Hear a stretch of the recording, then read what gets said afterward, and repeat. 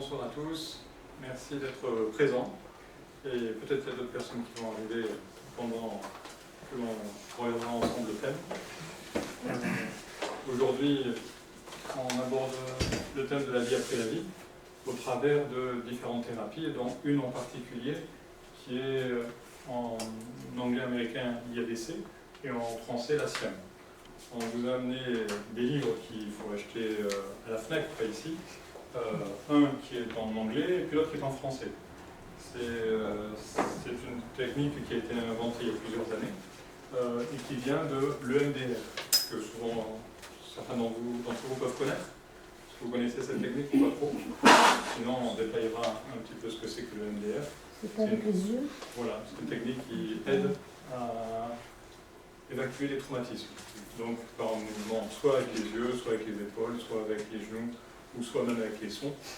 On pourra en reparler. C'est un automatisme naturel humain.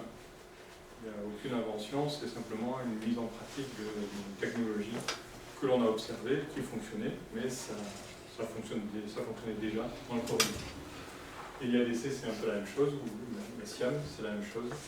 C'est un dérivé de l'EMDR et qui aide les personnes à faire leur thérapie sur le deuil d'une façon un peu particulière. Est-ce que certains connaissent ce que c'est que cette thérapie? Donc on va en parler. On va regarder une partie technique et puis une partie moins technique, c'est-à-dire un peu plus expérientielle par rapport à tous les points qu'on peut aborder et qui peuvent revenir là-dessus, comme les EMI ou les expériences hors du corps ou les expériences proches de la mort. Alors pour vous, pour quel thème est-ce que vous êtes là plus particulièrement? Qu'est-ce qui est important pour vous, qui vous a fait venir aujourd'hui? C'est une vie après la mort. Parce que pour tout le monde, c'est le même thème ou il y a d'autres variantes? Une vie après la vie. C'est le même thème. Après un sceptique. D'accord. Alors, pour les sceptiques, d'accord, on a mis un cadre réglementaire. Et sur la première ligne, là-haut, il est noté que on doit être ici avec la conviction que le changement est possible. Donc éventuellement, pour les sceptiques, c'est pas le livre. Mais on a tous été sceptiques un jour, et puis après on a changé.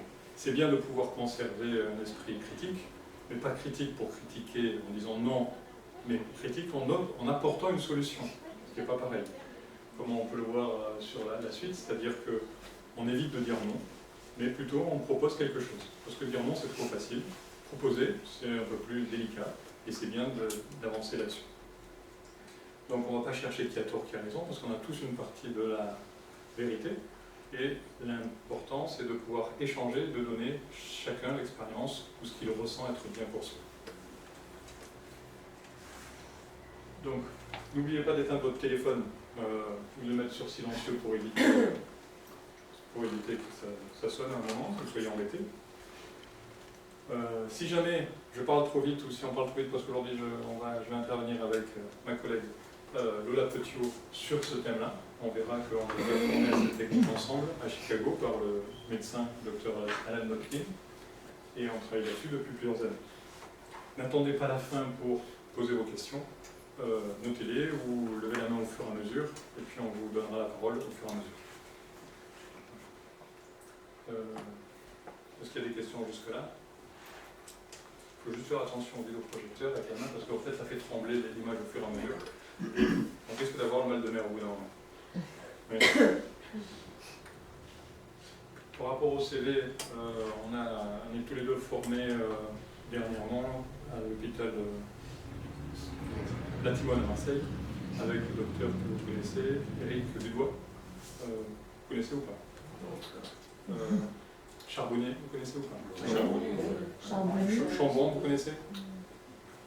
Non? Alain Chambon? Bon, c'est un peu toute la même équipe qui travaille sur le même thème. Et donc, le plus.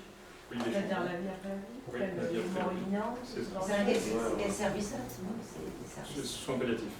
Ah, soins Palliatifs. Oncologie et soins palliatifs. Ah, ça y est, Oncologie. Depuis de nombreuses années, et ils ont fait un DU il y a très longtemps, qui était intitulé Spiritualité. Il a été changé au niveau du nom, mais maintenant, le DU c'est plus accompagnement des soins. Il n'était pas là. 6. C'est depuis... 6. Je sais pas. Là, au début, je sais pas quand est-ce qu'ils ont commencé, mais ils ont commencé. C'est pas vieux, c'est pas très vieux. Ça a 6-7 ans. Ah oui, c'est ça, donc 2006, ça dépend pas.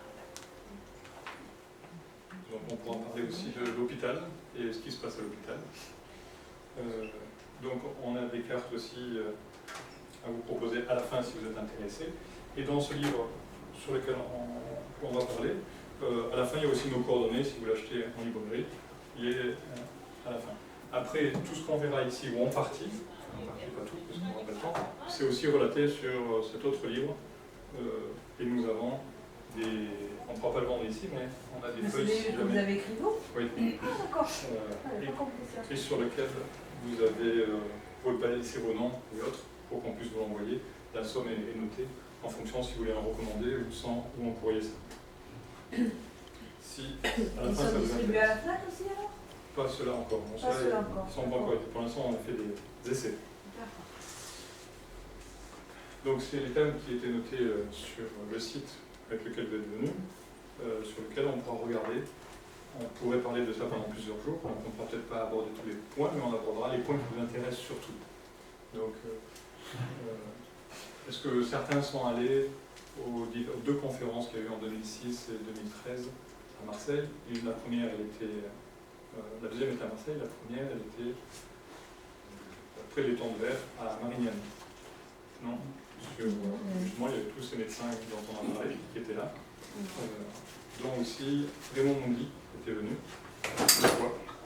par rapport à ses expériences de la vie après mort. Il y a eu une conférence là, dimanche dernier, il me semble, à 10h avec Charbonnier. Oui, c'est ça, oui, Ouais, ouais. tout à fait. On a vu, et puis il y a un mois, il y avait à Aix-les-Bains aussi un autre congrès sur la vie après la vie aussi.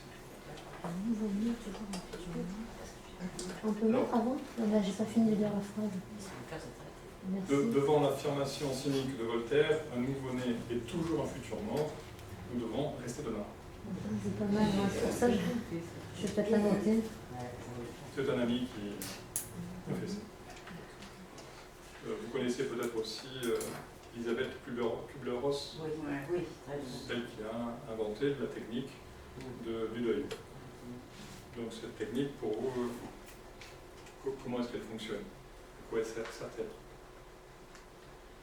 Moi je ne la connais même pas cette technique. On va en parler. Simplement, on va essayer toujours de faire des mises à jour et puis de faire évoluer les choses. Et pour ça, on va passer en partie par son cœur, donc par votre cœur, par votre tripes, et aussi par votre tête. Et si on peut aujourd'hui aborder la vie après la vie, ça veut dire qu'on n'est plus ici, on est ailleurs. Et si on est ailleurs, est-ce que vous pensez que le ailleurs, la vie ailleurs, est plus petite ou plus grande que celle d'ici? D'accord, donc on vous demande d'ouvrir vos esprits et d'aller un petit peu plus loin que d'habitude. Et peut-être que ceci est très intéressant pour les gens qui pensent que le deuil existe, mais pour ceux éventuellement qui pensent qu'il y a une vie après la vie, il n'y a peut-être pas de deuil à faire. Et peut-être que s'il n'y a pas de deuil à faire, peut-être qu'il y a des gens qui n'ont pas besoin de faire de deuil. Donc cette technique peut-être fonctionne bien pour ceux qui ont besoin de faire un deuil, parce qu'ils pensent qu'il n'y a rien après, ou qui sont partis, ou qui sont tristes, ou qui sont seuls, ou qui sont délaissés. Mais peut-être que... C'est pas un deuil, même s'il y a une vie après et qu'il y a la perte. Pour certains, ils en auront besoin. Mais pour d'autres, c'est un peu la même chose que lorsque vous avez un enfant, ça se fait plus aux USA, en Amérique qu'en Europe, mais quand un enfant passe un diplôme, souvent on fait une grande fête et puis il part travailler ailleurs. Est-ce que c'est pas une perte à ce moment-là? Est-ce que la mère doit faire un deuil ou pas? Sûrement. Ben, certains le font, certains n'ont pas besoin de le faire. C'est pareil à ce niveau-là. Donc que ce soit un enfant qui part travailler de l'autre côté du continent ou que la mère a des fois besoin de faire le deuil, et d'autres non. Et justement, on demande simplement d'ouvrir vos esprits. Est-ce que le monde, on est dans un monde restreint qui est notre corps, on a un esprit gigantesque, une âme très grande, et on vit de façon réduite. Donc là, on essaie d'agrandir les choses. Maintenant, vous faites des propositions, écoutez votre cœur et vos tripes, pas votre cœur avoir, mais votre cœur être. Le cœur avoir, c'est celui qui veut posséder et qui veut garder. Le cœur être, c'est celui qui donne. Et celui qui permet de voyager, qui permet aux enfants de partir sans tristesse des parents. Et inversement, aux parents, après, de partir dans d'autres mondes sans tristesse des enfants. On regardera un petit peu comment ça fonctionne, et on fera un exercice sur d'imaginer votre propre enterrement. On va voir comment ça fonctionne. Ça, on peut le retrouver où Elles sont connues, elles sont sur Internet. Sur Internet. Il y a des livres entiers là-dessus, différents éléments.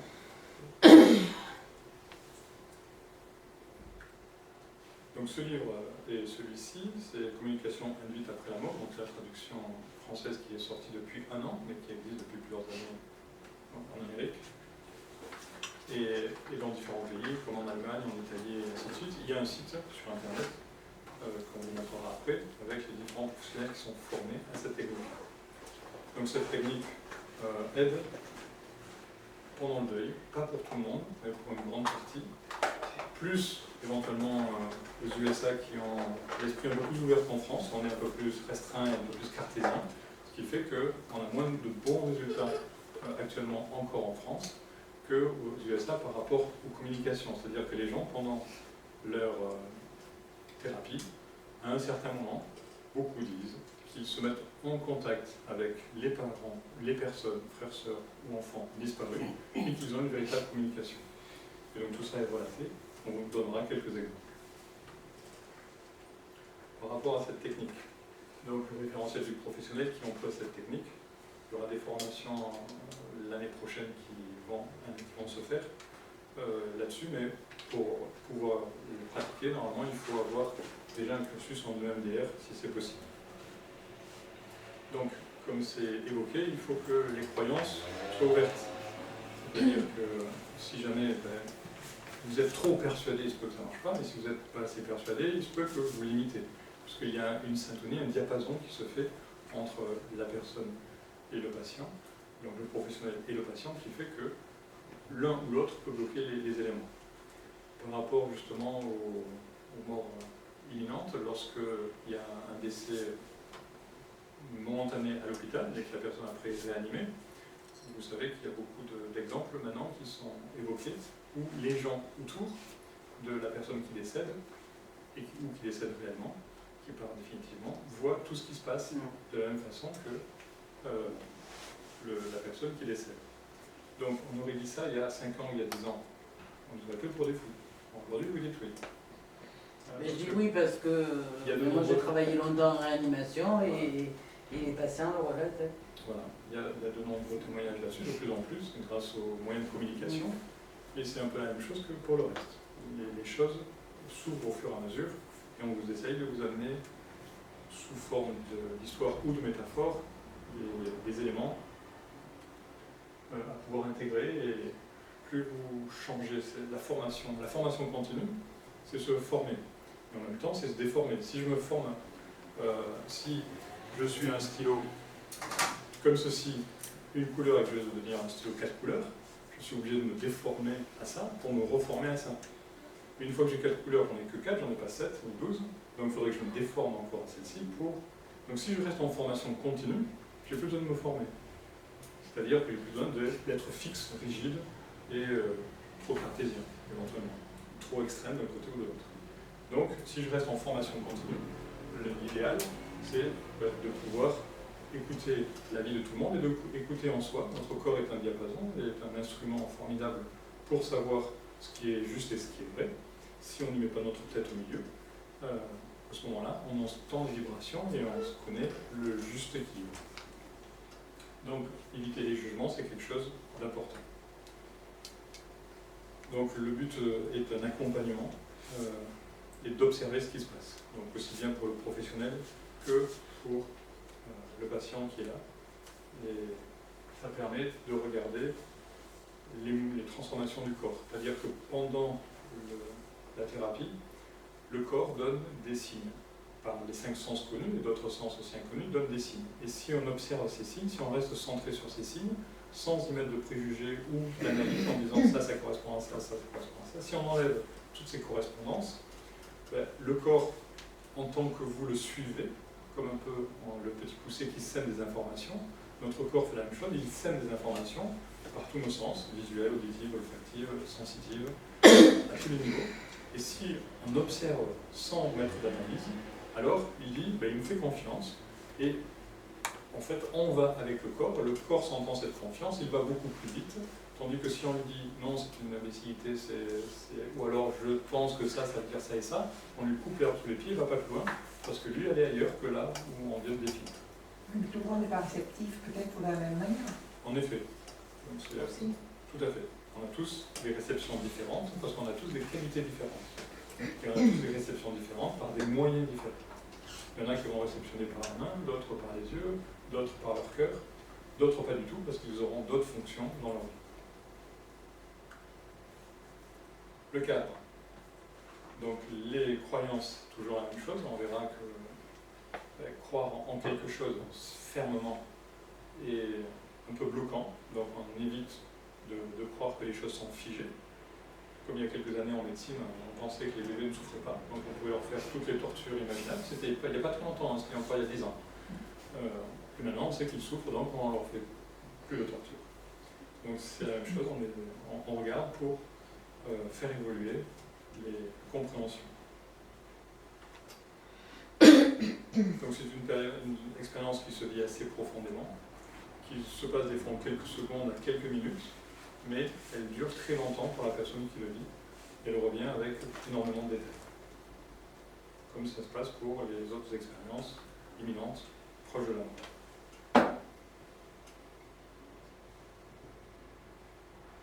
Donc c'est une technique qui vient de l'MDR, comme on l'a vu. On reverra si vous posez des questions là-dessus, mais on ne va pas trop y rester. Tout cela se fait sur des secteurs de conscience oubliés, c'est-à-dire qu'on a déjà connu ça dans des incarnations ou entre deux vies éventuellement, ou pendant d'autres civilisations antérieures, sur lesquelles il y avait déjà des médecins qui travaillaient ces méthodes-là d'une autre façon. Donc pour nous, et pour tous ceux qui le ressentent, ce ne sont que des rappels. Normalement, on n'a rien besoin d'apprendre dans la vie. En fonction du secteur dans lequel on se met, si on est dans le bon secteur, on ressent intuitivement les choses, et on n'a pas besoin d'apprendre par cœur. Ce sont des choses qui sont déjà acquises. Si on a vraiment besoin de se forcer, sauf exception, c'est que ce n'est pas notre domaine de... C'est des mémoires de vie antérieure, par exemple. Ça peut être ça, mais en même temps, on se branche à l'univers, et par rapport à ça, si c'est nos canaux qui nous correspondent, alors la réponse est immédiate. Ça voudrait dire alors qu'on tourne en boucle. Pourquoi? Pour quelle raison? Si on vit, on meurt, on revient, on tournerait en boucle. Alors, si je vous fais un tracé, ça veut dire que dans la vie, il y a souvent des hautes vagues et des creux de vagues, comme ceci. Et en fait, il y a en même temps une notion de temps. C'est-à-dire qu'on avance par rapport à un temps. Et ceci, c'est en 2D. Si je le fais en 3D, la réalité est beaucoup plus comme ceci. C'est la même chose, mais vu en 3D. Ce n'est pas une boucle, c'est une élévation. On part d'un niveau intermédiaire et au fur et à mesure, on change.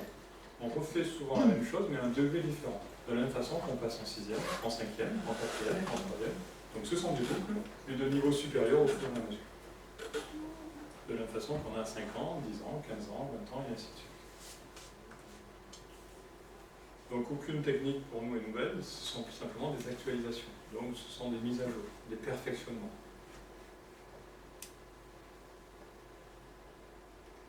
Donc comme on l'a vu, on a déjà parlé, l'EMDR est une technique pour les traumas et elle est adaptée aussi au deuil. Donc les chairs disparues interviennent sous forme d'apparition à travers des dialogues intimes entre le patient et la personne disparue, avec bienveillance. C'est-à-dire comment?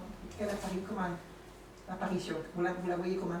En fonction des gens, il y a des gens qui les voient visuellement très bien et d'autres, ce sont que des ressentis, d'autres, ce sont que des paroles, d'autres, c'est un sentiment et ainsi de suite. Des flashs? Oui, par exemple, ça dépend des personnes et des canaux.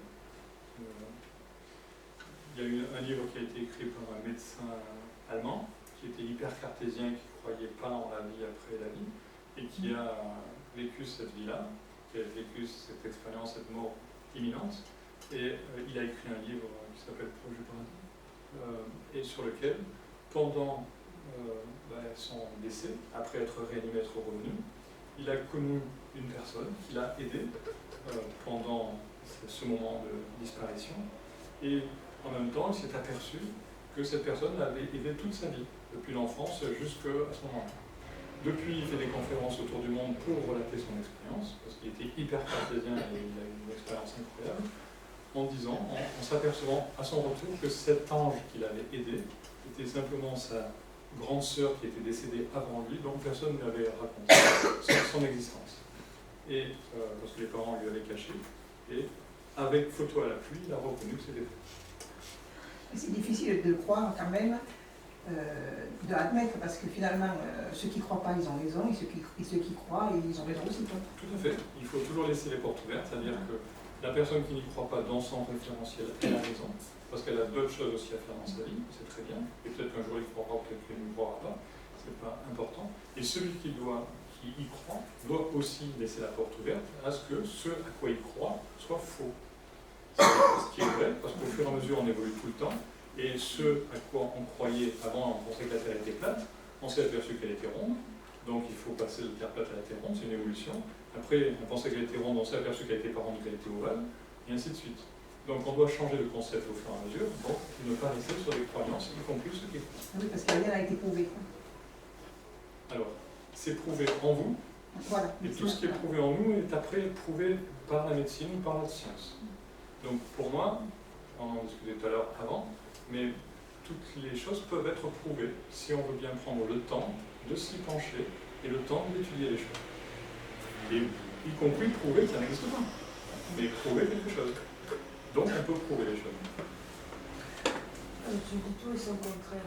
C'est normal, on est obligé dans le sens où si on n'ouvre pas l'esprit, Oui, on reste dans moi je sais que je passe par là, et en passant par là, on arrive à... Si on ne croit pas, c'est arrêté, c'est fermé. Donc il n'y a pas besoin d'aller plus loin. Si on croit et qu'on ne croit pas, alors on ouvre tout un champ de possibilités entre les deux extrêmes. Ça veut dire que les voyages font dans la jeunesse. Si je reste dans mon pays et que je ne voyage pas, ni par Internet, ni par les journaux, ni physiquement, ni en rencontrant des gens, si je ne voyage pas, je reste au même endroit.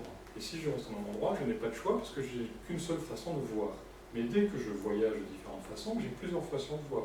Et je peux même choisir des voies intermédiaires. Donc à ce moment-là, j'ai du choix. Mais si je ne voyais pas, je n'ai pas de choix. Et si je n'ai pas de choix, je suis sectaire. Donc le fait de voyager ou de croire différentes choses m'ouvre le chemin. Soit je reste sectaire en ne croyant pas, et c'est mon choix, et on honore ces gens-là. Soit on honore aussi ce voyage, et tout le monde a raison. Parce que celui qui croit en une chose fait partie aussi de la masse des autres qui croient en tout le reste. Il n'est pas ailleurs, il est bien à l'intérieur. C'est quand même déjà plus difficile de rencontrer les gens et de s'ouvrir à tout le monde, et de rencontrer ça, que c'est quand même, comment je peux vous dire, c'est de l'irréel quand même encore. Parce ça qu'on dépend peut avec qui sentir... tu discutes. Hein? Ça dépend avec qui tu discutes. Non, parce que bon, celui qui croit à fond, il va vous dire oui, c'est vrai, c'est vrai, c'est vrai. Celui qui ne croit pas, il va dire non, non, non, c'est faux, c'est faux, c'est faux. Vous avez l'intermédiaire. C'est vrai parfois il arrive des choses qui sont étranges, mais on ne sait pas de quel côté basculer. Si vous tenez à jour de tout ce qui existe dans les thèmes au-delà de la vie, tous les thèmes, que ce soit les magnétiseurs ou Le charlatan.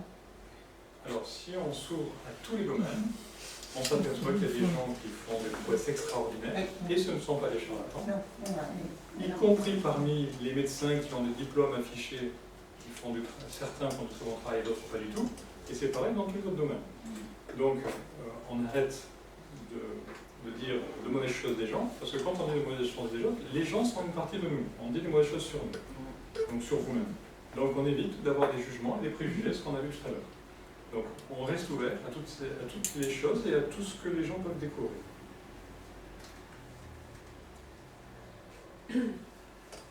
Donc ceci, c'est ce qu'on a vu tout à l'heure par rapport à l'EMDR et par rapport au traumatisme. Donc ce sont, comme vous avez évoqué, des comportements souvent inhabituels, surprenants, inexplicables, voire étranges. Mais on laisse la pensée aux gens, ce qui se passe. On n'est pas en train de leur dire c'est n'importe quoi ce que tu dis, ou c'est exact ce que tu dis. On laisse les gens vivre pour voir jusqu'où ça va. toujours dans un cadre. Et c'est... C'est-à-dire le but c'est de créer une discussion avec le défunt. Non, il y a une technique, elle est expliquée. on va dire, La technique est expliquée dans le livre, pas entièrement, mais en grande partie. Oui. Et c'est une technique de l'ADF. Et par rapport à ça, les choses se font naturellement. Sur la vidéo d'avant, là ici, il est noté en haut, le médecin donc, qui nous a formés nous a bien dit, ce qui lui a été dit, lui, dans ces différentes expériences, c'est qu'il ne contrôle rien. D'accord? Il l'accompagne. Et il a fait, si je pouvais, mais vu pour l'instant le niveau de discussion que j'entends, je ne pourrais même pas vous dire tout ce qu'il nous a raconté. Oui, mais ça peut intéresser d'autres personnes. Ah bah D'accord. oui. Ok, alors on a des vidéos. Hein. Ok.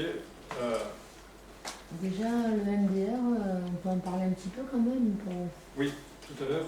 savoir comment ça se passe. Alors, Qu'est-ce qu'il faut faire on va en parler de suite. On regarde, parce que l'heure tourne. Donc ça, c'est le livre qui est ici avec les coordonnées à la fin du livre, le site internet. Et puis, maintenant, je laisse la place à ma collègue. Justement, pour parler un peu de MDR d'abord, Et puis, j'avancerai les vidéos. puisque la CIAM en fait, se base sur cette technique. Le MDR, en fait, c'est un acronyme pour dire Eye Movement, Desensitization and Reprocessing.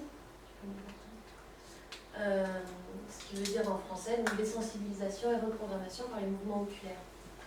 À la base, en fait, ça a été découvert dans les années 80 aux États-Unis par Francine Shapiro.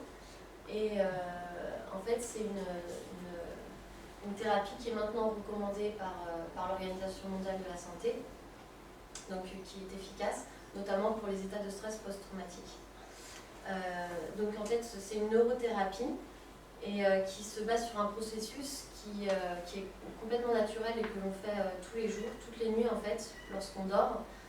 Notre cerveau se met dans un processus de traitement des informations accéléré. Alors apparemment c'est pendant le sommeil paradoxal où il y a des mouvements rapides des yeux pendant le sommeil et où on classe toutes ces informations. En gros c'est comme si on a une grande bibliothèque et on classe toutes les nuits nos livres. Et lorsqu'il y a un événement difficile, traumatisant, cette information on ne va pas réussir à la ranger, le livre ne va pas être traité, bien rangé, il va rester quelque part. En gros, un peu comme dans une mémoire dysfonctionnelle, mais en attente de résolution. Et le MDR, en fait, se base sur le fait que lorsqu'avec une personne éveillée, il y a tout un protocole à suivre, mais il y a une stimulation, alors avec les yeux, mais comme l'a dit Marc, il y a aussi d'autres moyens. Il y a du tapping, c'est-à-dire qu'on va stimuler alternativement, par exemple, les épaules, par exemple, les genoux. Il y en a qui utilisent des sons. En fait, il faut que ce soit une stimulation bilatérale alternée, qui va stimuler l'hémisphère droit et l'hémisphère gauche du cerveau alternativement, et ce qui va recréer des connexions neuronales. C'est pour ça que je disais neurothérapie. En gros, le patient il se met vraiment dans un état d'observateur. Il va vraiment observer ce qui se passe au niveau physique, émotionnel, intellectuel et spirituel. Donc, comme on disait aussi tout à l'heure, il sort vraiment de tout ce qui est jugement. Ça ouvre les portes. Donc en se focalisant en fait, sur le traumatisme avec un certain protocole, le patient il va avoir à la fois un pied dans le passé, un pied dans le présent. Il va revivre le traumatisme, parfois donc c'est un peu éprouvant, mais c'est là où il va pouvoir en fait redigérer cette information, ce traumatisme et pouvoir le dépasser, le traiter. Bon, la personne elle est complètement consciente, hein, c'est pas un état où elle est endormie, mais il y a une sorte d'état de modifié de conscience. Ah, mais ça, c'est pas la PNL aussi, la programmation neurolinguistique? C'est autre chose, mais il y a des choses effectivement qui peuvent être similaires. Ouais. Voilà. Là, donc, par exemple, vous avez le système neuronal avec les neurones. Il faut savoir qu'on a 100 milliards de neurones et donc les neurones renferment l'ADN qui renferme le code génétique, l'information génétique. Et donc elles sont toutes reliées entre elles et ça forme en fait des réseaux neuronaux. Quand vous avez une pensée, quand vous faites une expérience, en fait il y a tout un réseau neuronal comme ça qui va se produire, qui va se faire.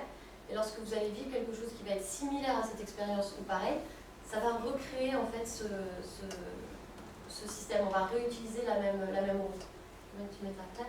En fait, c'est, je ne sais pas si j'explique assez bien, c'est encore après. C'est très similaire tout simplement à une carte routière.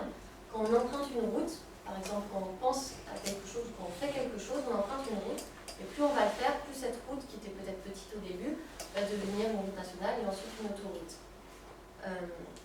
Par exemple, si, bon là je vais être un peu manichéenne, mais par exemple si j'ai tendance à être plutôt négative ou mécontente, je vais avoir emprunté une certaine route, et après ça va devenir une habitude, et j'aurai du mal enfin plus je vais l'utiliser, et plus je vais avoir du mal à sortir de cette autoroute.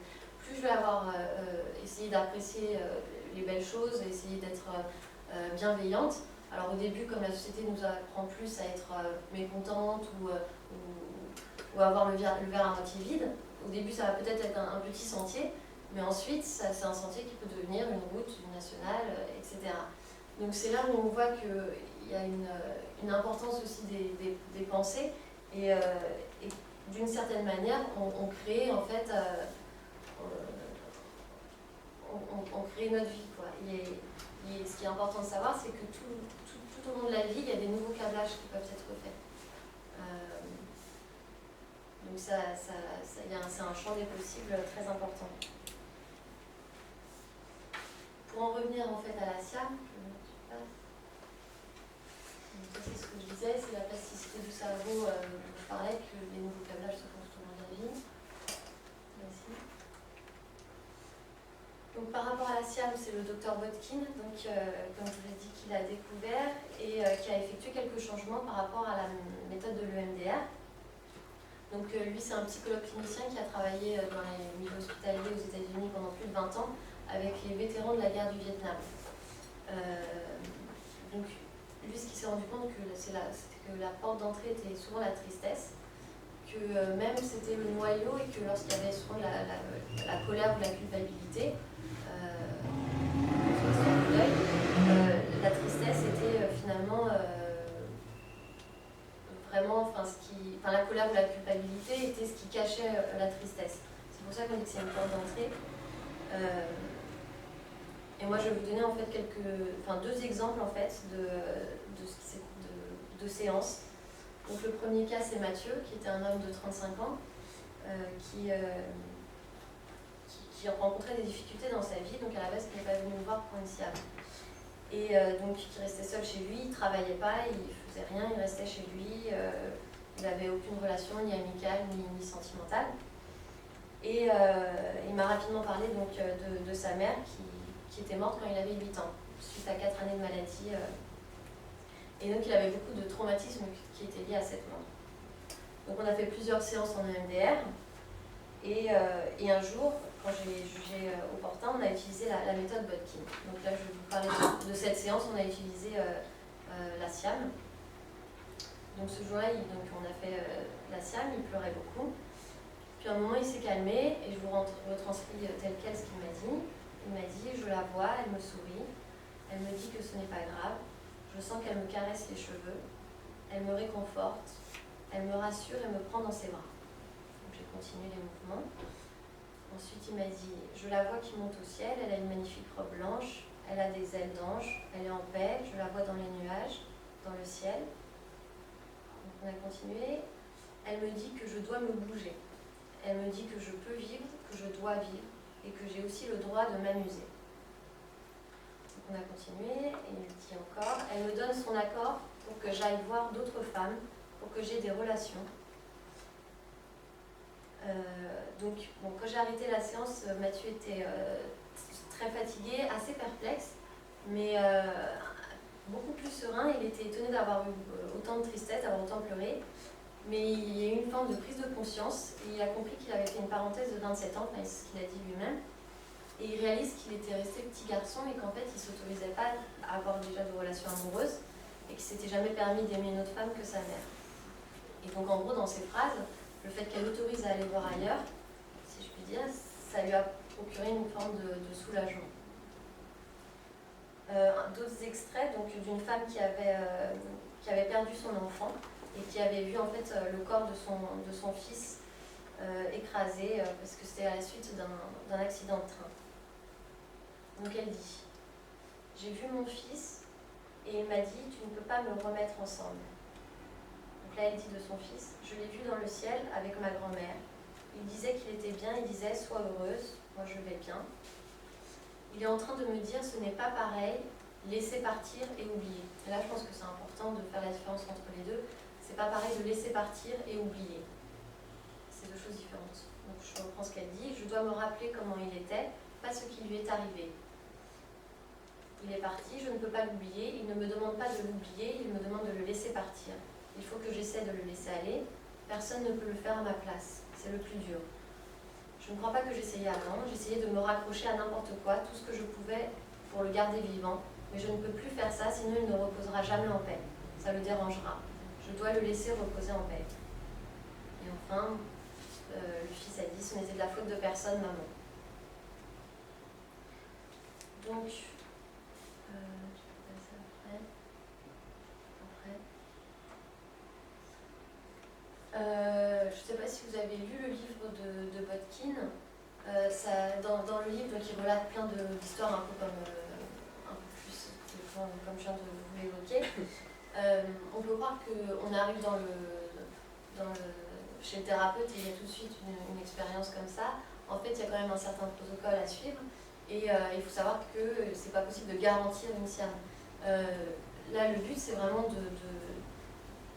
d'essayer de compiler le fait, la possibilité que ça arrive, donc c'est de réunir les ingrédients, mais c'est pas possible de l'assurer. Et il y a des choses importantes donc là, que je vais évoquer, c'est que le patient ne doit pas avoir trop d'attentes ni de croyances. Le docteur Botkin, en fait, quand il a découvert cette méthode, il travaillait, donc, comme je vous l'ai dit, avec les vétérans de la guerre du Vietnam.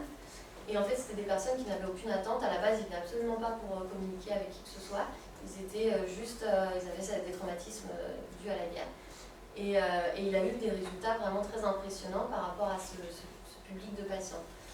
Et lorsqu'ensuite, donc sa méthode a été de plus en plus connue aux États-Unis, qu'il y a eu des personnes qui sont venues plus pour cette méthode, pour avoir un contact, là il a remarqué une baisse en tout cas dans les résultats de sa méthode, parce que les personnes venaient avec beaucoup d'attentes, ils privilégiaient parfois plus, vous parlez de différents niveaux de perception, par exemple parfois quelqu'un venait, je veux le voir absolument. Et à partir du moment où il y a une attente, où on peut passer à côté de beaucoup de choses. Donc c'est là où c'est important, c'est que cette méthode, ça demande vraiment un état de réceptivité importante. D'autre part, on travaille avec des personnes souvent qui ont eu, dont le décès du proche date de plus de 6 mois. Pourquoi ? Parce que le temps permet souvent de calmer un peu les choses. Bon, après, ça dépend. Il faut voir que c'est quand même différent selon les personnes. Mais c'est en général, je parle. Et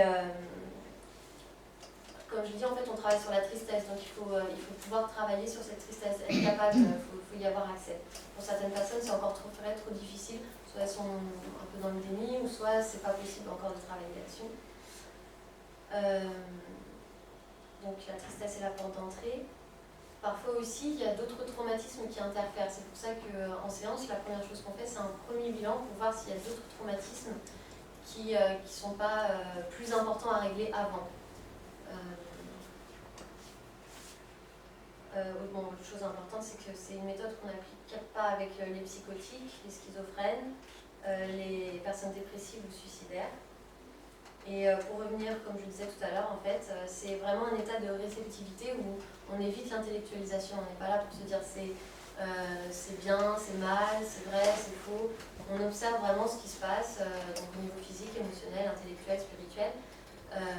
D'ailleurs, souvent, dans les personnes qui pratiquent la méditation, on arrivent bien à se mettre dans cet état plus de réceptivité. On n'est pas émetteur, on est récepteur. Mais excusez-moi, si on n'est pas dépressif quand on vient vous voir suite à un décès, il y a une forme de dépression quand même. Oui, quand je dis dépressif, c'est vraiment des personnes qui sont en dépression depuis un certain temps, qui prennent des médicaments, par rapport à ça. Voilà, après un deuil, effectivement, il Forcément. y a la tristesse qui... ça dépend encore des personnes, il y a des personnes qui... Mais bon, effectivement, c'est normal de... On n'est pas forcément dans le deuil pathologique. Non ? Voilà, c'est ça. D'accord. Je te laisse souvent la personne dépressive telle que c'est évoqué là, c'est quelqu'un qui était déjà avant. Oui, oui, par rapport à un état d'esprit qu'elle a continuellement, quasiment. Alors, on va parler d'autres exemples de SIAM. Mais avant ça, est-ce que vous avez des questions jusque-là? Moi, j'ai compris que MDR, donc c'est le travail médical, mais le SIAM, c'est quoi? C'est aussi des gestes? C'est la même chose, mais orienté différemment, avec notre protocole. Et qui passe beaucoup plus par l'ouverture. Il y a des thérapeutes en EMDR qui peuvent accidentellement faire arriver dans ce processus aussi, mais le processus a été validé différemment, qui fait qu'il y a un pourcentage aussi beaucoup plus important. D'ailleurs, les gens peuvent aussi le faire, comme vous le savez, avoir des contacts de plus en plus, comme on l'a vu tout à l'heure à l'hôpital, mais des fois pendant les rêves, ou des fois en méditation, ou des fois en relaxation, ou des fois lors d'un choc. Donc là, c'est juste une technique qui a été spécialisée. Donc, on évoque un autre cas, un peu plus long. Avant la loi Leonetti, pour ceux qui travaillent dans les hôpitaux, c'est par rapport justement à l'accessibilité à la mort à l'hôpital, il était interdit de donner la mort à quelqu'un qui le demandait, même si sa souffrance en était devenue insupportable. Un jour, une personne consulta pour la culpabilité qu'elle ressentait plusieurs années après avoir aidé sa moitié de partenaire à mourir suite à un cancer qui le rongeait de l'intérieur et le diminuait de l'extérieur. Ils vivaient ensemble depuis les 19 ans de madame. Ils ont tout appris ensemble, l'un soutenant l'autre, l'autre apprenant de l'un et vice-versa, suivant le domaine d'activité, le lieu ou l'époque. Cela durant près de 40 ans de vie commune, jusqu'à la maladie exterminatrice. Il y avait un parfait accord entre eux. Toutes les décisions se sont prises à deux et après mûre réflexion. Après les difficultés dues de leur début de vie et les creux de vague durant leur vie commune, ils ont su s'apprendre et construire à deux l'équilibre, la confiance et la sagesse de toute relation humaine, quelle qu'elle soit, devait suivre. La relation s'est érigée jour après jour, semaine après semaine, avec considération, reconnaissance, ambition, détermination. Tout ça, ce sont les termes de la personne aussi. Persévérance, exigence, amour, discussion, et ainsi de suite. Souplesse, compassion. De cela, une confiance inébranlable s'est bâtie entre eux et autour d'eux. Tout au long de leur vie commune, a toujours été fait d'un commun accord amoureux, y compris celui d'écouter la fin de vie de l'un d'eux le jour où cela s'est imposé de force. Avec grand amour entre les deux, l'un est décédé dans les bras de l'autre. Le départ a été difficile à vivre, car la dose létale, donc pour ceux qui sont dans le milieu hospitalier, c'est une dose faite pour aider la personne à partir, aussi correcte et bien dosée puisse-t-elle être, abrège la vie et l'énergie restante, qui doit être absorbée en moins de 5 minutes. C'est-à-dire que lorsqu'on aide quelqu'un décédé, elle ne doit pas décéder normalement, à ce moment-là, elle doit décéder beaucoup plus tard. Donc il lui reste de l'énergie. Et c'est un peu comme si on vous étouffait, vivant. C'est pas agréable à vivre. L'individu non préparé doit se débarrasser de ce contenu de vie encore présent. C'est comme si l'on voulait vivre malgré la décision. L'esprit va contre le corps doit régurgiter le restant de vie qui lui est resté à solder, se débarrasser d'un réservoir d'énergie qui nous alimente malgré soi. Comme si quelqu'un nous obligeait à nous réveiller alors que l'on vient de nous donner un somnifère pour être opéré dans les minutes suivantes. Cette épreuve n'est pas donnée à tout le monde. Pouvoir donner vie à un amour puissant, le vivre intensément et devoir y mettre fin volontairement, acte comparable pour celui qui le fait à la montre religieuse, ce dernier moment s'est passé dans l'amour, les bras dans les bras des deux amours. Les gens capables de cela, sans heurts, sans traumatisme, sans victimisation ou plainte, sont rares, d'une autre dimension. Cela n'est conseillé à personne, si ce n'est entouré par la loi et de professionnels qualifiés. Le jour de la consultation, l'amour ainsi que la complicité entre eux étaient toujours forts et présents. La disparition apparente de l'un d'eux n'a pas failli à leur tendresse, rien ne les a séparés. Rien, même si qu'un seul des deux était apparemment devant nous. Après l'anamnèse personnalisée, la consultation EMDR est dirigée pour commencer avec la culpabilité, qui s'est ressenti par le partenaire présent pour avoir participé à ce meurtre demandé par la victime. Cette culpabilité légitime, de par l'acte difficile réalisé, de par la législation en vigueur, puisque c'était interdit, de par l'amour présent entre eux, de par le manque consécutif à la disparition de l'un d'eux, cette culpabilité était augmentée par une partie de chagrin et de tristesse. Grâce à leur construction, le partenaire restant a gardé en ressources leurs forces construites et acquises ensemble durant leur vie terrestre. Cette ressource fut d'une aide importante pour le travail à réaliser. L'un des enseignements appris par rapport à ce qui s'est passé. La personne qui consulte ne sait absolument rien de tout ce qu'elle va vivre ci-après. N'en a aucune notion, ni compréhension au moment où elle l'exprime, ni après, durant le débriefing de la séance. Elle n'en a jamais entendu parler, de près ou de loin, avant de l'exprimer dans cette consultation. La communication qu'elle a eue avec son partenaire et le message reçu de ce dernier est le suivant. Donc, on écrit tout ce qu'elle a évoqué. Les chirurgiens d'ici et moi-même te disons bravo mon capitaine. Le patient ressent de la félicitation. Il existe des règles que tu ne peux comprendre actuellement. Ne cherche pas à comprendre, tu ne le peux. Ce n'est pas à ta portée. Tout a été fait et dans l'ordre des choses. Tu ne trouveras pas la réponse dans les livres tels que tu cherchais jusqu'à présent. La réponse te sera donnée. Tu dois continuer la vie. Tu ne dois pas te sentir coupable de ton geste. Tu as été la main armée d'autres chirurgiens d'ici. Tu dois bien au contraire te sentir fort, car tu as fait ce qui ne pouvait être fait sans toi. Tu as été l'assistant terrestre, la main téléguidée de ceux qui soignent ici. Sans toi, ils n'auraient rien pu faire pour me guérir. Tu as participé à ma guérison, et je t'en remercie, à chaque instant, depuis ce jour, sans que tu t'en aperçoives. S'il te plaît, prends en conscience aujourd'hui, je sais que tu as vu certains signes, et tu en auras d'autres. Il me dit que depuis qu'il est parti, il n'a pas cessé de me montrer sa gratitude, que j'en ai vu quelques bribes, que je dois assumer ma responsabilité, qu'il est tout le temps à côté de moi, inondé dans sa gratitude. Et c'est vrai, j'en ai eu plusieurs signes de gratitude. La communication, elle se fait comment? C'est en termes de ressenti, comment elle se fait? Suivant les personnes, soit ils entendent, soit ils voient, soit ils ressentent. D'accord. Et entendre? Ben, ils entendent en eux. Voilà. Oui, c'est pas, oui, parce que c'est pas... Ils entendent en eux. Pendant que l'on fait le travail, à un moment, suite au mouvement oculaire, la personne ferme les yeux, reste 5, 10, 15, 20 ou 30 secondes seule, et à ce moment-là, on peut se passer des éléments comme ce sol.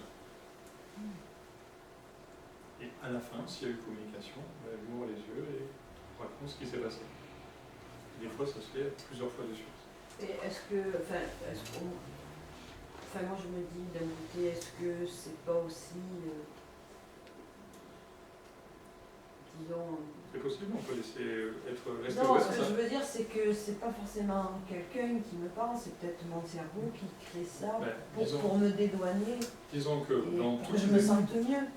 Dans toutes ces expériences, on peut prendre cette hypothèse-là, mais il y a tellement d'éléments que la personne, même elle, ne connaissait pas, Oui, c'est ça. que c'est plus difficile à croire, mais c'est possible. On regarde toujours en hypothèse.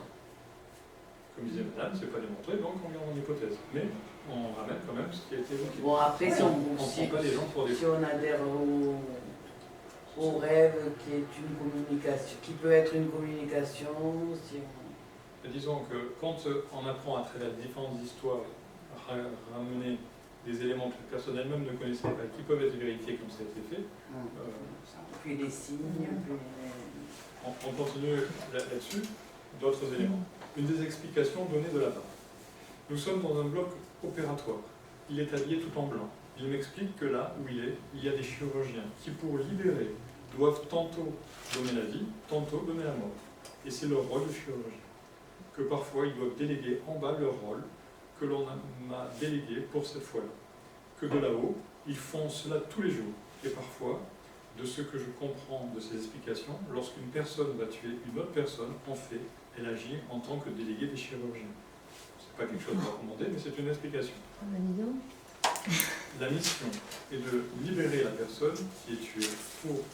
Ce n'est pas libérer le mot, ce n'est pas soigner, ce n'est pas... Enfin, c'est quelque chose de magnifique pour que la personne aille dans cet endroit, dans le but de donner la vie et de donner la mort.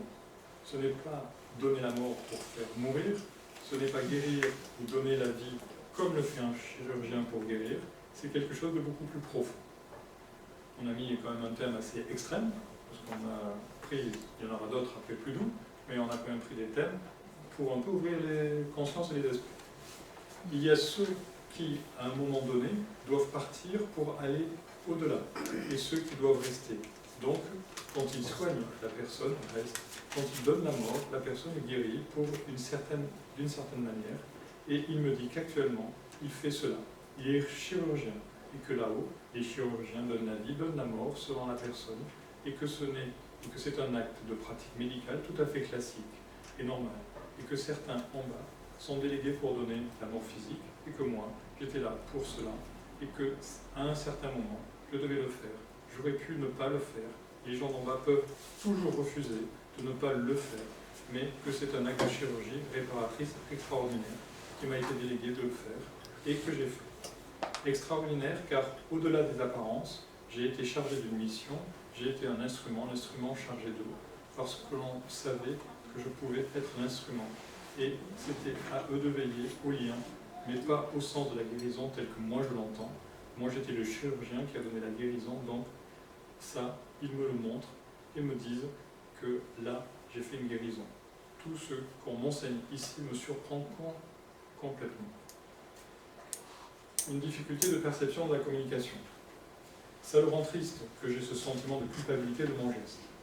Je ne dois pas rester avec ce sentiment. Il m'a prévenu au début que ces explications échapperaient à ma compréhension. Les communications ne se font pas pour chacun de nous par lui. Certains entendront, d'autres ressentiront, d'autres répéteront sans comprendre. Ils ont aussi ce que l'on appelle ici des émotions.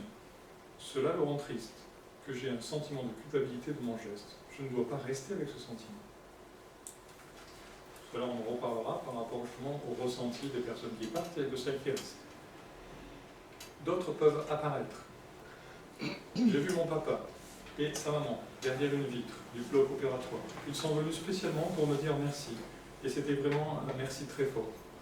Je vois ma belle-mère qui tambourine derrière la vitre. Elle est morte de rire. Elle veut que je la regarde écrouler, effondrée de rire à côté de son mari. Mon partenaire me dit, il y a deux manières de guérir. Le guérir que l'on connaît et que mourir, c'est aussi guérir. Que là-haut, ils choisissent, soit de guérir d'une manière, soit de guérir d'une autre. Et que moi, j'ai guéri, car on m'a demandé de faire comme ça. C'est un peu vaniteux, ce que je vais dire. Il y a des personnes qui sont choisies pour guérir, et il y a des personnes qui sont choisies pour guérir. Et d'emmener de l'autre côté, que j'ai été choisi et que j'ai reçu ce cadeau à faire. Ma belle-mère, derrière lui, effondrée de rire, me confirme ce qu'il vient de me dire. C'est exact. Le patient se rend compte que son partenaire se tient, c'est un autre moment dans la séance, un peu, que son partenaire se tient juste derrière, les deux mains sur mes épaules, en habit très clair, tel un habit de mariage, et voit son propre habit qui lui est apporté. Il comprendra que son partenaire est venu lui demander en mariage sur un autre plan, sur un plan plus holistique, pour lui signifier que leur union continue et continuera au-delà des apparences. C'est très lumineux. Il est derrière moi, avec ses deux mains sur ses épaules. Il a toujours été là et me dit, la lumière arrive sur moi et nous enveloppe. Je me lève, je me tourne, je le vois. Il rit et me rend heureuse. Je ne suis pas triste. Quand je le vois rire, je lui saute au cou et on est dans un halo lumineux. Il n'arrête pas de rire. C'est une imagination, ça. Un autre passage. Comment ils voient ces gens? C'est une imagination? Parce qu'ils les voient rire, c'est ça. Excusez-moi. Si la personne vous raconte son rêve, C'est imaginaire, c'est pareil, vous ne pourrez Mais jamais vous, savoir. vous croyez que le rêve, vraiment le rêve, et l'apparition de quelque chose que l'on voit, c'est la même chose? Moi, j'écoute la personne et mon travail est de faire confiance à la personne. D'accord? Et de rien remettre en question dans ce que la personne évoque. Si je remets en question quelque chose, je ne suis pas à l'écoute. Je veux savoir de quelle voilà. Mais les deux sont possibles, c'est-à-dire... Oui, là, comme on en parle, on a l'impression qu'on les voit comme au bout, moi. Oui, c'est souvent le cas. La personne... Là, c'est Quand tu es l'adjoint dans qui vient l'imaginaire, passer. tu peux C'est voir. votre patient qui a vu tout ça. Oui, Ça s'appelle la télépathie. par exemple. Ah, voilà. par exemple. En fait, on essaye de ne pas mettre de mots pour ne pas limiter les choses. On Ce peut que l'on connaît sur Terre, faire de la télépathie avec des personnes décédées. ce que l'on connaît, Ouais. ce que l'on connaît sur Terre est très limité par rapport à ce qui existe.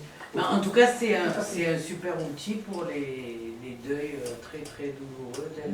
Oui, mais comment il faut faire? Il faut consulter quelqu'un. Par exemple, moi, si j'ai eu un deuil il y a longtemps et je voudrais faire ça. Oui, eh ben, Possible. notamment, Voilà, parce que moi je Il pense le à fait une amie pratique. qui vient de perdre son On le fait fils tous les de deux. 18 La ans. seule chose, c'est qu'on a déjà fait cette conférence à différents endroits. D'accord, Mais c'est intéressant. La seule Je chose, sais c'est pas, ça. qu'on ne le fait pas par intérêt, on le fait pour le cœur. Voilà. Parce que si on le fait par intérêt, comme l'a dit Lola, ben, ça peut ne pas fonctionner.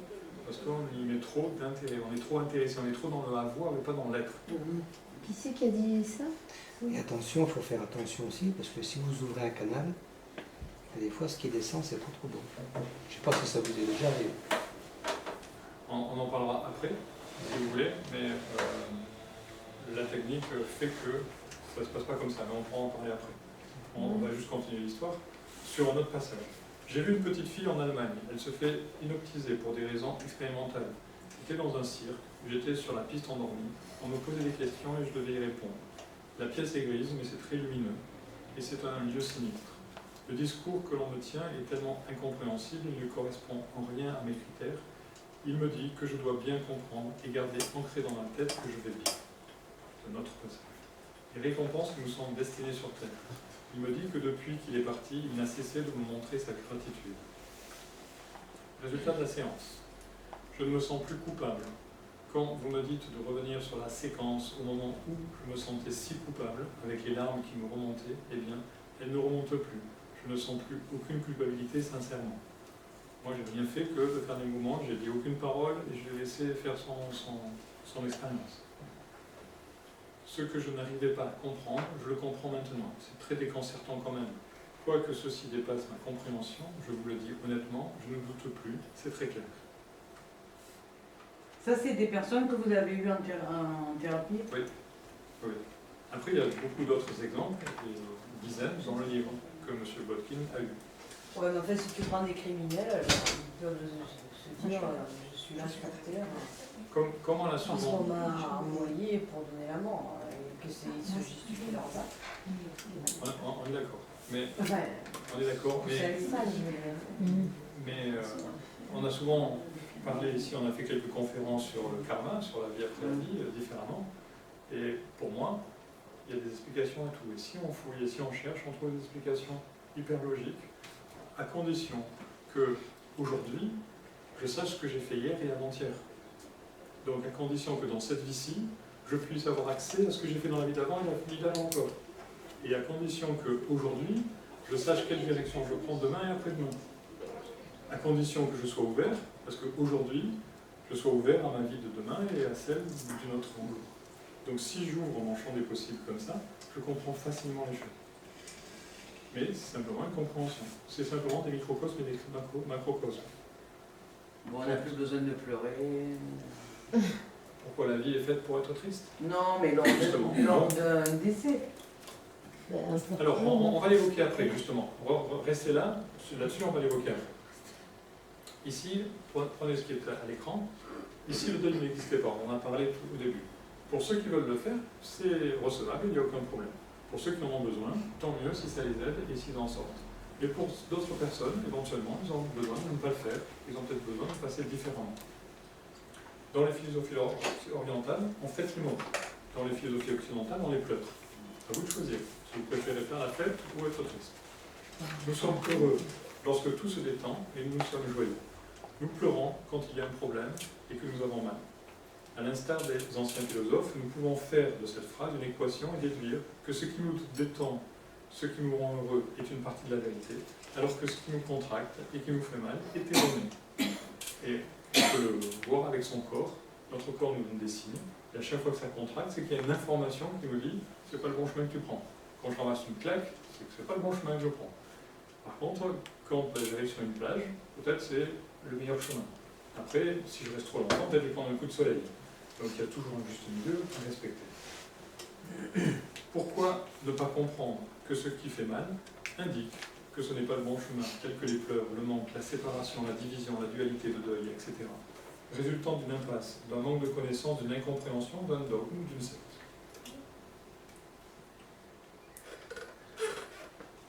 Les étapes du deuil sont utiles à ceux qui en sont persuadés, consciemment ou pas, que le deuil est à faire. Le deuil et ses obligations disparaissent dès lors qu'une conception de la mort change vers un référentiel plus ouvert, moins restrictif, moins limité. Le deuil a savamment été inventé pour pallier à la souffrance que l'on a, souffrance qui vient d'un manque de connaissance, de l'ignorance.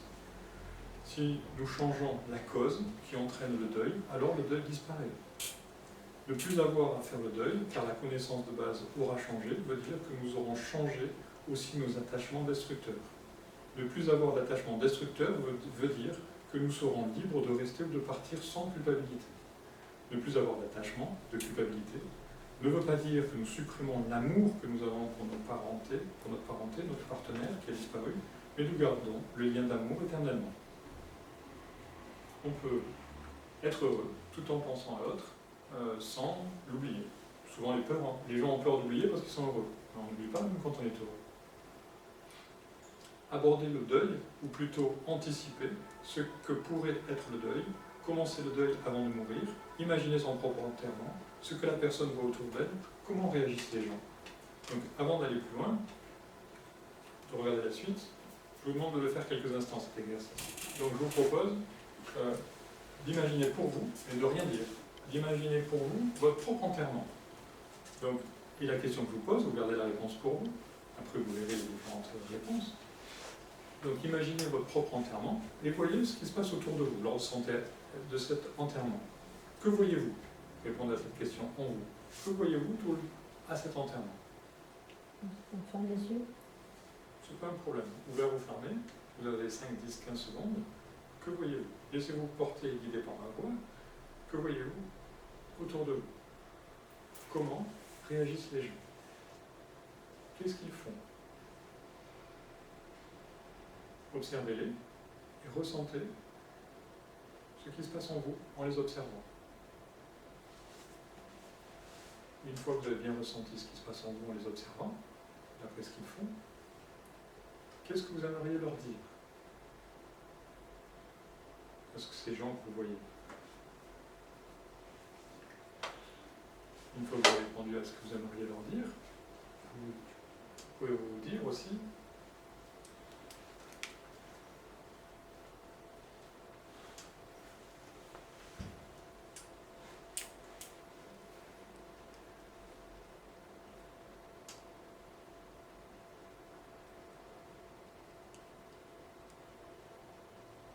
est-ce que le fait de les voir comme ça, est-ce que ça vous fait quelque chose?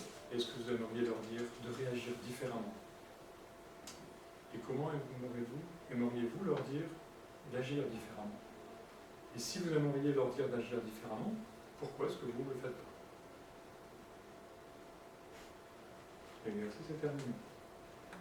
On va en parler. Donc ça s'appelle aussi de l'empathie, de la compassion, se mettre à la place de l'autre. D'accord? On apprend en Occident, on n'apprend pas en Orient. On apprend en Orient, on n'apprend pas en Occident. Donc, on nous apprend la compassion, mais ici on nous apprend à voir, au lieu de nous apprendre à être. Donc c'est des exercices qui aident à ça. Si on prend l'exercice un peu plus long, on va en faire d'autres comme ça, des exercices. Il n'avance plus, il est un peu bloqué. Il n'y a pas d'exception pour... Il y a toujours des exceptions qui confirment la Non, mais pour une mère et son enfant, c'est l'enfant qui meurt. Et alors? Mais alors, c'est parfois plus difficile la séparation.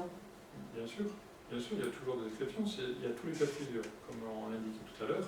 Tous les cas de figure sont Même autorisés. si on sait que... Tous les cas de figure. La seule chose, c'est qu'il faut comprendre que la tristesse intérieure, est-ce que c'est une tristesse positive ou une tristesse négative? Est-ce que c'est une tristesse qui nous fait du bien, même si elle nous fait triste, ou est-ce qu'elle nous victimise? Si elle nous victimise, c'est qu'on est en lien nous-mêmes à se victimiser. Par contre, si c'est une tristesse d'amour, c'est pas grave. Maintenant, si cette tristesse intervient tous les jours, toutes les heures et autres, là, il y a un souci. Cette tristesse, c'est normal, un peu comme c'était évoqué, quand je range mon livre, si à chaque instant il me tombe de l'armoire, il s'ouvre et me met la pagaille devant moi, je vais toujours avoir cette pagaille et je vais toujours être dans la tristesse. Donc ça, c'est pas normal. Par contre, chaque fois que je prends mon dossier, mon livre, mon classeur, mes photos et que je sois triste, ça c'est normal. Je ne suis pas une pierre, je ne suis pas un robot, et c'est normal que j'ai des émotions. Ce qu'on évoque là ne coupe pas les émotions, mais simplement permet qu'elles ne soient pas envahissantes toutes seules. Mais des fois, on ne sait pas. C'est-à-dire qu'on n'a pas fait le deuil, justement. Et on ne sait pas qu'on doit le faire. Parce que des fois, la vie fait qu'on ne s'est pas plongé dans ces conférences, ces thèmes, ces possibilités. Et la vie continue. Et on porte en nous le fardeau sans le savoir. Et alors Et alors, un jour, on découvre, mais ça a duré longtemps. Oui, le dossier retombe souvent. Le gros dossier, et c'est ça. comme ça, quoi, le truc, tu sais pas qu'il faut. On est d'accord. Et la maladie arrive. Plus vous avez de solutions pour faire le deuil, maladie de qui? plus vous avez de solutions. Du choc émotionnel. Alors, on va continuer sur cet exemple-là. Donc, ce que la personne voit autour d'elle, comment réagissent les gens. J'ai l'impression que je vois souvent son image autour de moi, comme s'il était là. Par rapport à la question actuelle et au sujet que tu désires aborder, je te propose, si tu veux bien, d'imaginer ton propre enterrement, ce qu'on a fait là. Est-ce que ce thème te convient? Oui, mais j'ai jamais imaginé mon propre enterrement jusqu'à ce jour. J'ai toujours eu peur, plus ou moins, de la mort. Maintenant que son partenaire est parti, j'en ai moins peur. Du coup, je me dis que je le rejoindrai après. Mais après, je ne sais pas. Je ne sais pas s'il y a un autre monde. Mais je me dis que je serai avec lui, j'aurai moins peur. Mais pourquoi plus J qu'une autre personne que vous avez connue auparavant, qui est déjà partie? On fait envisager à la personne une condition d'une... On est sur un autre exercice. Donc ça, c'est l'exercice qu'on vient de faire. Si on passe sur un autre exercice, c'est celui de l'homme grenouille. Donc, qui se trouve sous la mer, habillé d'une combinaison, de bouteilles, d'une ceinture et d'un masque. Ces exercices sont détaillés dans le livre. On aborde la facilité qu'il a à se déplacer sous l'eau, grâce à ses accessoires, suivant la difficulté qu'il aurait à se déplacer. Si je dessine, ça ferait quelque chose comme ceci. Je dessine le fond de la mer et la plage. Il y a le niveau d'eau qui est par là. Et on a l'homme grenouille qui est là. Il a sur lui un masque, il a des bouteilles, il a des palmes, il a toute une combinaison tout le tour. Sous l'eau, son masque le sert à voir plus loin. S'il n'avait pas le masque, il verrait moins loin. Les bouteilles lui servent à respirer plus longtemps. Sans les bouteilles, il respirait moins bien et moins longtemps. Les palmes lui servent à aller plus vite. Sans les palmes, il irait moins vite. La combinaison lui sert à avoir moins froid, et ainsi de suite. Tout ce qu'il a sur lui l'aide à vivre plus longtemps sous l'eau.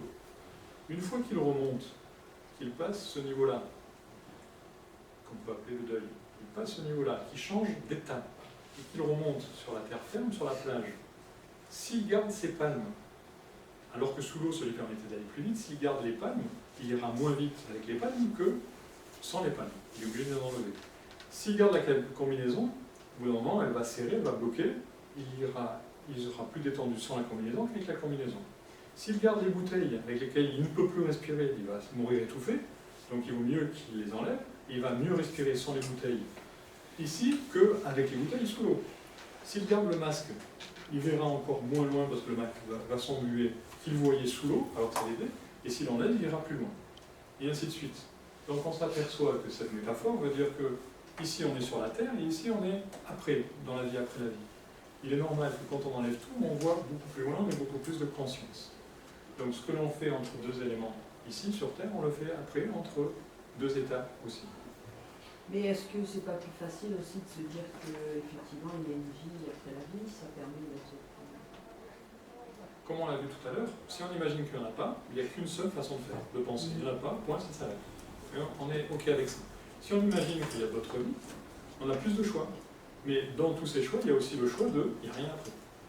Si on prend le choix « il n'y a rien après », ben, on n'a qu'un choix, et donc on n'a pas de choix, on est sectaire. Moi je veux bien. Non, mais c'est pas ce que je te dis. Ce que je te dis, c'est est-ce que sur le plan psychologique, justement, c'est pas un bon moyen d'accepter les choses. Voilà, d'accepter les choses et de se dire, même à la limite, si on n'y croit pas, c'est... Une majorité des gens n'y croient pas, ils vivent l'expérience et sont de plus en plus convaincus. Donc si ça peut ouvrir des portes, et si c'est réel, pourquoi pas? On continue, justement. Ça tombe bien. Je ne crois pas ce que je vois, comme saint Thomas. C'est ça. Si ici aussi nous prenons les choses en sens inverse, donc alors que nous percevons que nous voyons ce que nous croyons, donc nous ne pourrons jamais voir ce à quoi nous ne croyons pas. C'est-à-dire, je ne vois que ce que je crois. Donc ça veut dire que je ne peux voir que ce que je crois. Si je ne crois pas, je ne le verrai jamais. Mais j'avance pas. Okay. Exactement. Et si j'inversais les choses, c'est-à-dire voir ce à quoi je crois. À ce moment-là, On ne peut pas croire et quand même aussi. avant. Tout à fait. En effet. Mais on peut devancer les choses, c'est-à-dire être dans l'anticipation. Comme on fait lorsque on fait du sport. Si on fait du tennis, par exemple, on anticipe l'endroit où va aller la balle. Si on ne le fait pas, on perd toutes les balles, et ainsi de suite. Donc, anticiper, ça se fait ici, mais on peut le faire aussi ailleurs. Tant que je ne suis pas d'accord pour voir, alors jamais je ne croirai. Dès que je suis d'accord pour voir, alors je pourrai croire. C'est cela la foi. La science confirmera cela en son temps. Il n'y a pas plus sourd que ceux qui ne veulent pas entendre. Au royaume des aveugles, les borgnes sont rois. Vous avez compris. C'est en effet la même chose, avec un contexte différent. En effet, j'ai perdu mon jeune frère, j'avais 11 ans, et j'ai eu des moments dans ma vie où j'ai senti sa présence. Ça m'a aidé à faire le deuil. Même aujourd'hui, j'en ai bientôt 56, je sais qu'il est près de moi. Mais il y a des gens qui disent ça. Oui. Oui, non, Mais ça, est-ce que c'est pas plus facile de penser c'est sûr. Si c'était plus facile, il raconterait. Eh ben, ça permet de mieux accepter et puis de... Donc dans tous les cas, est-ce que c'est plutôt... Ah, c'est bénéfique, mais c'est sûr que c'est... Ouais, mais ça t'enlève pas, là. Mais est-ce que c'est... Pour autant, ça ne veut pas dire que c'est réel. Le but, il est simplement de s'ouvrir au fait que ça puisse être réel ou pas, dans les deux. Et en même temps, si la personne... Est-ce que les gens, par rapport à ça, peuvent raconter d'autres choses? En disant, par exemple, je ne sais pas... Il y a des choses qu'on ne peut pas raconter parce qu'on va vous prendre pour quelqu'un de fou, alors c'est pas la peine. Ben, ici, on a l'autorisation. Mais moi j'avais une amie. À toi la parole alors. Moi j'avais une amie que je me suis occupée, bon, qui a eu un cancer au poumon, qui est morte, hein. Une amie de longue date, et le jour quand elle est morte, je me suis couchée quelques jours après quand je suis rentrée chez moi, et j'ai vraiment senti sa présence avec le fait qu'elle me remonte le drap dessus. Eh oui. Moi je l'ai eu aussi. On le sent bien. Alors on dit à personne aussi. Mais je le crois volontiers. Hein. Mais moi ce que je me demande, c'est est-ce que c'est pas une déformation de l'esprit? Ben là, j'étais vraiment pas dans l'analyse. J'étais vraiment pas dans l'analyse de la situation. C'est vraiment en termes de ressenti. Alors tout à l'heure, on a fait l'exemple déformation. Est-ce que c'est pas une déformation de l'esprit? Moi, je suis d'accord que c'est une déformation. Puisque pour passer de ça à ça, je dois me déformer. Et au fur et à mesure de passer à autre chose, je dois encore me déformer. Donc je dois rester tout le temps déformé. Si je suis formé, je deviens sectaire. J'ai plus qu'une seule utilité. Ça là, ou ça là, ou ça là. Si par contre je suis déformé, je suis ouvert à tout. Donc oui, bien sûr c'est une déformation, mais favorable. Et est-ce qu'on peut croire, que ces gens-là qui sont morts, ils ont des pouvoirs, par exemple, porter bonheur Généralement. Mais c'est comme une question, Alors les anges décédés. Les anges gardiens, est-ce que ça, vous y croyez? Parce que je pense, moi, croire à ça. Donc, de temps en temps, on les implore quand il y a un nouveau coup dur dans la famille. Et... On va en parler juste après. Gardez-le en question. Je garde en question parce que c'est d'actualité en ce moment dans ma famille. Donc, je me dis, tiens, on est en train de faire justement la loi de l'attraction où on nous a dit d'unir nos forces tous ensemble par la prière. Il va y avoir une fête de famille prochainement, dans une semaine, et le fait d'être tous comme ça pour... le fait d'être tous ensemble crée un égrégore. Un égrégore, c'est symboliquement comme un ange. Vous créez une entité, comme on l'a vu de temps en temps lors des conférences. Je suis un être humain, je peux avoir des pensées positives. Ces pensées positives, si je me mets à plusieurs, eh ben, je l'augmente, je l'agrandis. Ça devient un égrégore, un ange, une entité, mon ange, à qui je dis mon ange, mon enfant. C'est un enfant commun qui est alimenté tous les jours et qui a les pouvoirs que vous lui donnez. Tout à fait. Ça existe. De différentes façons. Et on peut appeler nos morts, enfin nos morts qui sont plus là pour nous aider. Alors, en fait, ça ne fonctionne pas comme ça. C'est-à-dire que, comme on l'a vu tout à Pas l'heure, si simple. ça ne fonctionne pas comme ça. C'est-à-dire qu'on n'a pas le pouvoir sur les champs plus grands. On doit se laisser guider par la vie. Et ce qui intervient peut être eux, peut être autre chose. Mais le fait de même le dire textuellement, nos morts, n'est pas positif. Mais nos frères, nos grands frères, nos grandes sœurs, nos parents, notre famille, il n'y a aucun problème. Après, l'univers régit tout ça et s'occupe de savoir comment ça fonctionne. Mais sans savoir comment ça fonctionne, dire on appelle nos morts, non, c'est pas la bonne technique. D'accord. Oui. Puisqu'on est... Nos anges Et gardiens. généralement, il y en a plusieurs. Il y a toujours des enfants. Puisqu'on est tous reliés dans l'univers, est-ce qu'on est reliés aussi à ces niveaux? Oui, on regardera un schéma tout à l'heure sur les autres niveaux si on a le temps. D'accord. On va continuer un petit peu là-dessus. On va prendre l'exemple de la fourmi. Donc avant de le lire, on va faire l'exercice ensemble. Est-ce que vous avez déjà discuté avec une fourmi? Non. Et pourquoi est-ce que vous n'avez pas pris le temps de discuter avec une fourmi? C'est trop petit. On ne comprend pas. C'est trop petit. C'est trop petit, on va passer l'expression. Donc, imaginez que vous le fassiez. Est-ce que la fourmi va vous entendre? On ne le sait pas. Normalement, non. Elle va entendre des vibrations, mais c'est tout. Est-ce qu'elle va vous voir? Non plus. Elle est tellement petite et tellement grande qu'elle verra une ombre passer ou quelque chose comme ça. D'accord? Et puis, la fourmi, elle est quoi? Elle chante toute la journée ou elle fait quoi? Elle travaille. Donc, si elle travaille, elle est occupée.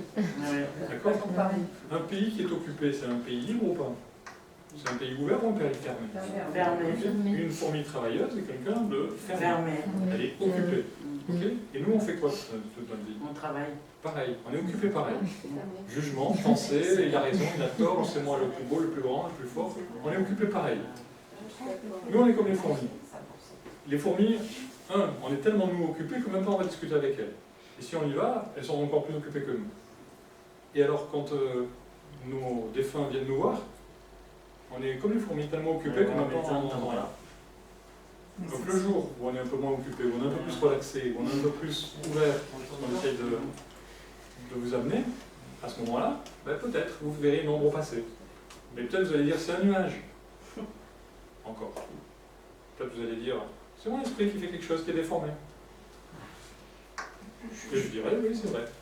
Et est-ce qu'on les verra, on les entendra selon le canal où on est le plus sensible? Comme sur la radio. En fonction du canal que je mets, je vais tomber sur RMC ou sur... T'as chuchoté? Voilà. Non, de la même manière, on leur fait dire ce qu'on veut. C'est à quoi on aspire. C'est possible aussi. On regarde l'exemple de la fourmi. Alors, comme vous, maintenant, je n'ai pas encore discuté, mais je le fais avec mon chat. Et pourquoi donc pas avec une fourmi? Je n'y ai pas pensé, je n'ai pas le temps, je suis trop occupé. Imaginez donc que vous alliez discuter avec une fourmi. Pensez-vous qu'elle va vous entendre, elle va vous comprendre? Non, je ne crois pas. En effet, elle ne vous comprendra pas. Si jamais elle vous entend, pensez-vous qu'elle va vous voir? Non plus. Elle risque d'avoir peur.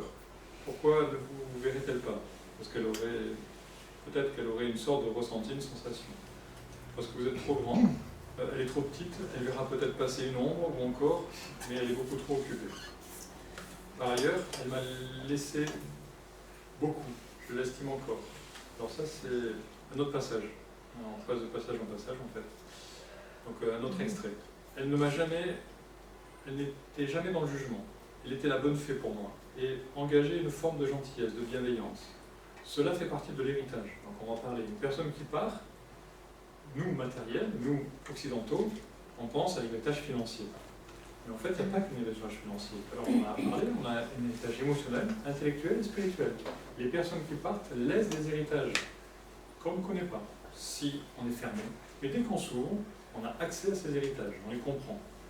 Pour faire simple, il y a certaines personnes qui ont leurs parents qui décèdent et qui prennent les mimiques de leurs parents. Donc leurs attitudes, leurs habitudes, et ainsi de suite. Par rapport à cet héritage. Donc chacun prendra héritage de ce qui est en correspondance avec sa vibration, son éthique, son projet du moment. À chaque départ, nous héritons plus ou moins en fonction des personnes, d'une partie physique ou psychologique, émotionnelle, intellectuelle ou spirituelle. Question délicate.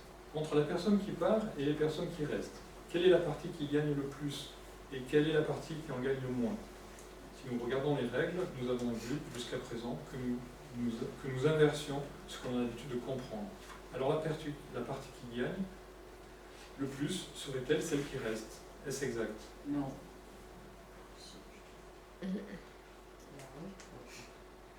Ce n'est pas facile à comprendre, mais je crois que c'est exact. Continuez, je vous écoute. La partie qui reste et ceux qui restent doivent comprendre, apprendre de ce qui s'est passé pour éviter que se produise la même problématique. La mort de tout le monde sert à tout le monde.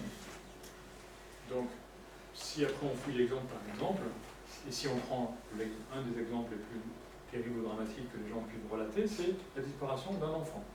Et si on prend cette disparition-là, comme vous évoquez, eh ben, on s'aperçoit, si on le prend analytiquement, cartésianement, ou qu'on essaye de trouver une explication, ben, que par rapport à ce qui s'est passé dans le passé et ce qui va se passer dans le futur, cette disparition a été utile pour que l'entourage comprenne beaucoup de choses, pour éviter que se reproduisent certaines choses. Mais il faut aller beaucoup plus loin là-dessus. Et comment on amène une mère à venir vous voir? Alors on en parlera là plus. Par exemple, en fait, il n'y a surtout pas d'obligation, les choses se font toujours au bon moment. Si elles doivent se faire? Voilà, Okay. si elles doivent se faire, il faut simplement ouvrir le canal et expliquer qu'on a pu rencontrer quelqu'un qui évoque ça et ça, et si la personne est décidée, sinon plus tard. Et maintenant, on parle d'une technique en particulier, mais il y a des gens qui arrivent à faire ça en partant une semaine en vacances. Il y a des gens qui arrivent à faire ça en méditant. Il y a des gens qui arrivent à faire ça en changeant d'appartement. Rien faisant. D'accord? Rien faisant éventuellement. Oui, en acceptant. Mais c'est possible. En lâchant prise, oui. Par exemple. Dans lâcher prise, par exemple. C'est eux qui décident s'ils doivent venir ou pas. Par exemple, oui, tout à fait. Alors, un autre exemple. Vous avez raison, je suis devenu écrivain grâce à mon père, car au début, c'était beaucoup pour lui que j'écrivais. Après sa disparition, quand j'avais 11 ans, cela m'a inspiré. Puis je me suis mis dans la littérature pour embellir cette vie, suite à sa disparition, et en dernier lieu, ma recherche spirituelle par rapport à sa mort. En effet, j'ai l'habitude de dire, on fait de sa vie d'adulte la préparation de sa vie d'enfant. La perte de votre père vous a conduit à votre recherche et à votre métier. Continuez de trouver ce que vous avez apporté, ce que vous ont apporté ceux qui sont partis, et vous aurez une compréhension complète de la situation. De vous-même, vous comblerez les trous et les manques, vous verrez les failles se refermer et les manques disparaître.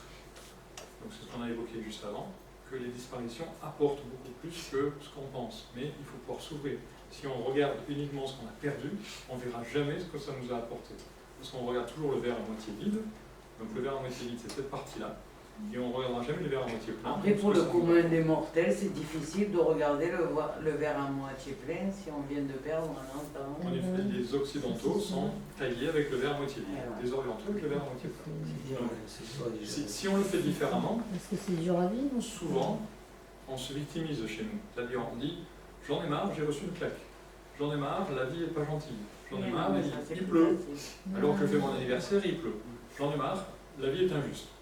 Peut-être que, au lieu de le voir comme ça, on peut peut-être le voir en sens inverse. On peut peut-être le voir comme ça.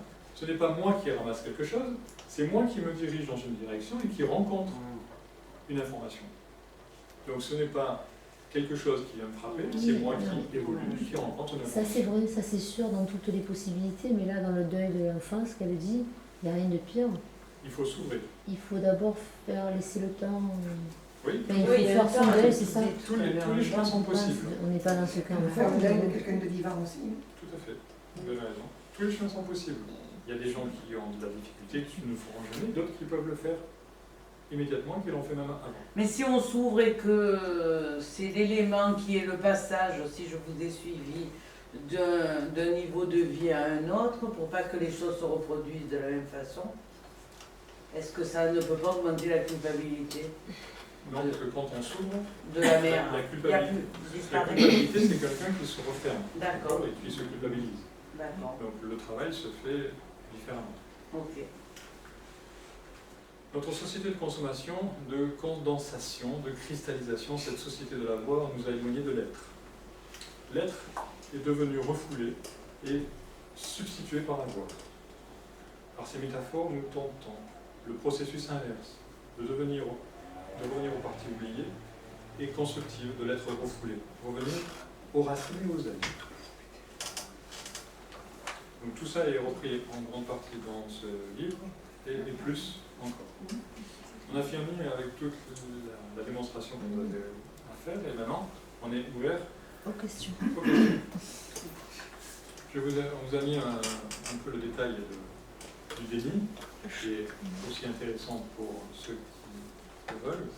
Donc on a une phase qui est le choc par rapport au deuil, une phase qui est la colère, une phase qui est le marchandage, une phase qui est la tristesse, donc voire dépression. Une phase qui est le soulagement. Voilà. L'acceptation. Ça existe aussi. Le marchandage. Mais on s'aperçoit que dans le deuil, on arrive à ça, mais on peut y arriver d'une autre façon. C'est-à-dire l'alpha et l'oméga, le début et la fin, on sait qu'il n'y a qu'un fil entre le génie et la folie, c'est l'acceptation. C'est-à-dire que les deux se rejoignent, et qu'à côté du déni, du choc, il y a aussi l'acceptation. L'acceptation, bien sûr. C'est connu dans de différentes sciences, mais le début et la fin, l'alpha et l'oméga sont côte à côte. Le choc et le déni sont là. Soit je passe par là, soit je passe par là. Et j'y suis. Le marchandage, je comprends pas. Marchandage, Le marchandage dans le deuil, que c'est phase de fait de négociation, de chantage. c'est quoi ça? Ben, on échange une personne pour une autre, par exemple. Ou on veut marchander en disant puisque ça s'est passé comme ça, puisqu'elle est partie, Ah. je vais faire autre chose. Non, je croyais que ça veut dire qu'elle est trop jeune pour partir, c'est... Il n'y a que les bons qui partent, mais non, c'est pas ça. Non. Un autre peut partir à sa C'est place, des actions dans la vie, le marchandage et la négociation. On essaye de négocier. il n'est pas dans l'amour. Non, il faut surtout se poser la question, c'est pourquoi elle est partie. Et donc, Voilà, mais là, il parle de marchandage, tu peux pas marchander avec ça fait l'amour. partie des dénis. Après, on pourra le revoir différemment, mais ça, c'est. Bon, pour nous, on ne veut pas trop détailler, mais on l'a. Hein, on va vous le remontrer. Mais on ne veut pas détailler puisque ce n'est pas notre philosophie. Ça existe, d'accord? C'est marchandage. C'est la confrontation avec les faits La qui colère, va le marchandage. engendrer une attitude de révolte, tournée vers soi et vers les autres. C'est aussi une phase de marchandage qui peut prendre une tournure magico-religieuse. On promet à une entité invisible de ne plus faire telle ou telle chose si la situation originelle pouvait revenir. C'est différents exemples. Les intensités peuvent être variables selon la maturité affective de la personne. La pensée de la personne s'alimente de fortes contradictions. Elle peut s'emporter ou s'enfermer dans le plus grand mutisme. Les pulsions de vengeance peuvent être aussi la pousser à avoir des comportements qu'elle ne comprend pas elle-même. En fait, la personne est confrontée à l'impossibilité du retour à la situation première, comme on a vu l'alpha et l'oméga. Elle doit faire le deuil et passer par de nombreuses émotions, reproches, et ainsi de suite. Et sinon, bon, pour parler, parce que moi j'avais ancré sur y a-t-il une vie après la mort. Oui. Donc, pour toi, le cycle de la vie, de la mort et de la vie, ça se passe comment? C'est un passage d'une vie à l'autre. La réincarnation, tu veux dire? D'un humain à un humain ou d'un humain à autre chose. Oui, aussi, on peut ouvrir jusque-là. Alors, moi je ferai ça depuis que je suis enfant, donc il n'y a pas de souci pour vous répondre. Différentes solutions ou les généralités. Maintenant, pour vous, ça serait quoi? Aucune idée. Aucune idée. C'est une question sans réponse. Alors, on va mettre, sans réponse, Moi, je- on va mettre, Il y a beaucoup de questions et peu de réponses. C'est ça? on va mettre un schéma que vous évoquiez tout à l'heure. Donc éventuellement celui d'une incarnation et celui d'une désincarnation, entre deux vies, sur lesquels on prend différents vêtements. Et lorsqu'on arrive sur Terre, on a différents vêtements, comme on a pu le voir tout à l'heure, combinaisons, masques, palmes, et ainsi de suite, mais ça peut être aussi de la spiritualité, de l'intellect, des émotions, du physique. Et lorsqu'on repart avec ces différents corps, en laissant le premier qui est le corps physique. Et avec ces corps physiques, mais on a les autres encore en nous. Et le prochain, le suivant, est celui des émotions, souvent. Après le corps physique, on va dans ce qu'on peut appeler philosophiquement le plan astral, celui des émotions. Et on y vit un certain temps. Il y a différents films qui peuvent vous parler de ça. Il y en a un, peut-être que vous le connaissez, qui est très peu connu, pourtant il y a plusieurs acteurs fantastiques, dont Robbie Williams, et qui s'appelle Au-delà de mes rêves. Oui, je l'ai vu 2 fois. Voilà. Il est excellent. Donc un très bon film sur lequel vous, dans la famille, ils sont 4 et les 2 enfants ont un accident de voiture, partent en premier, les parents restent, donc on voit comment ils se débrouillent. Et après, le père disparaît, la mère reste seule, et on voit la mère mourir de chagrin.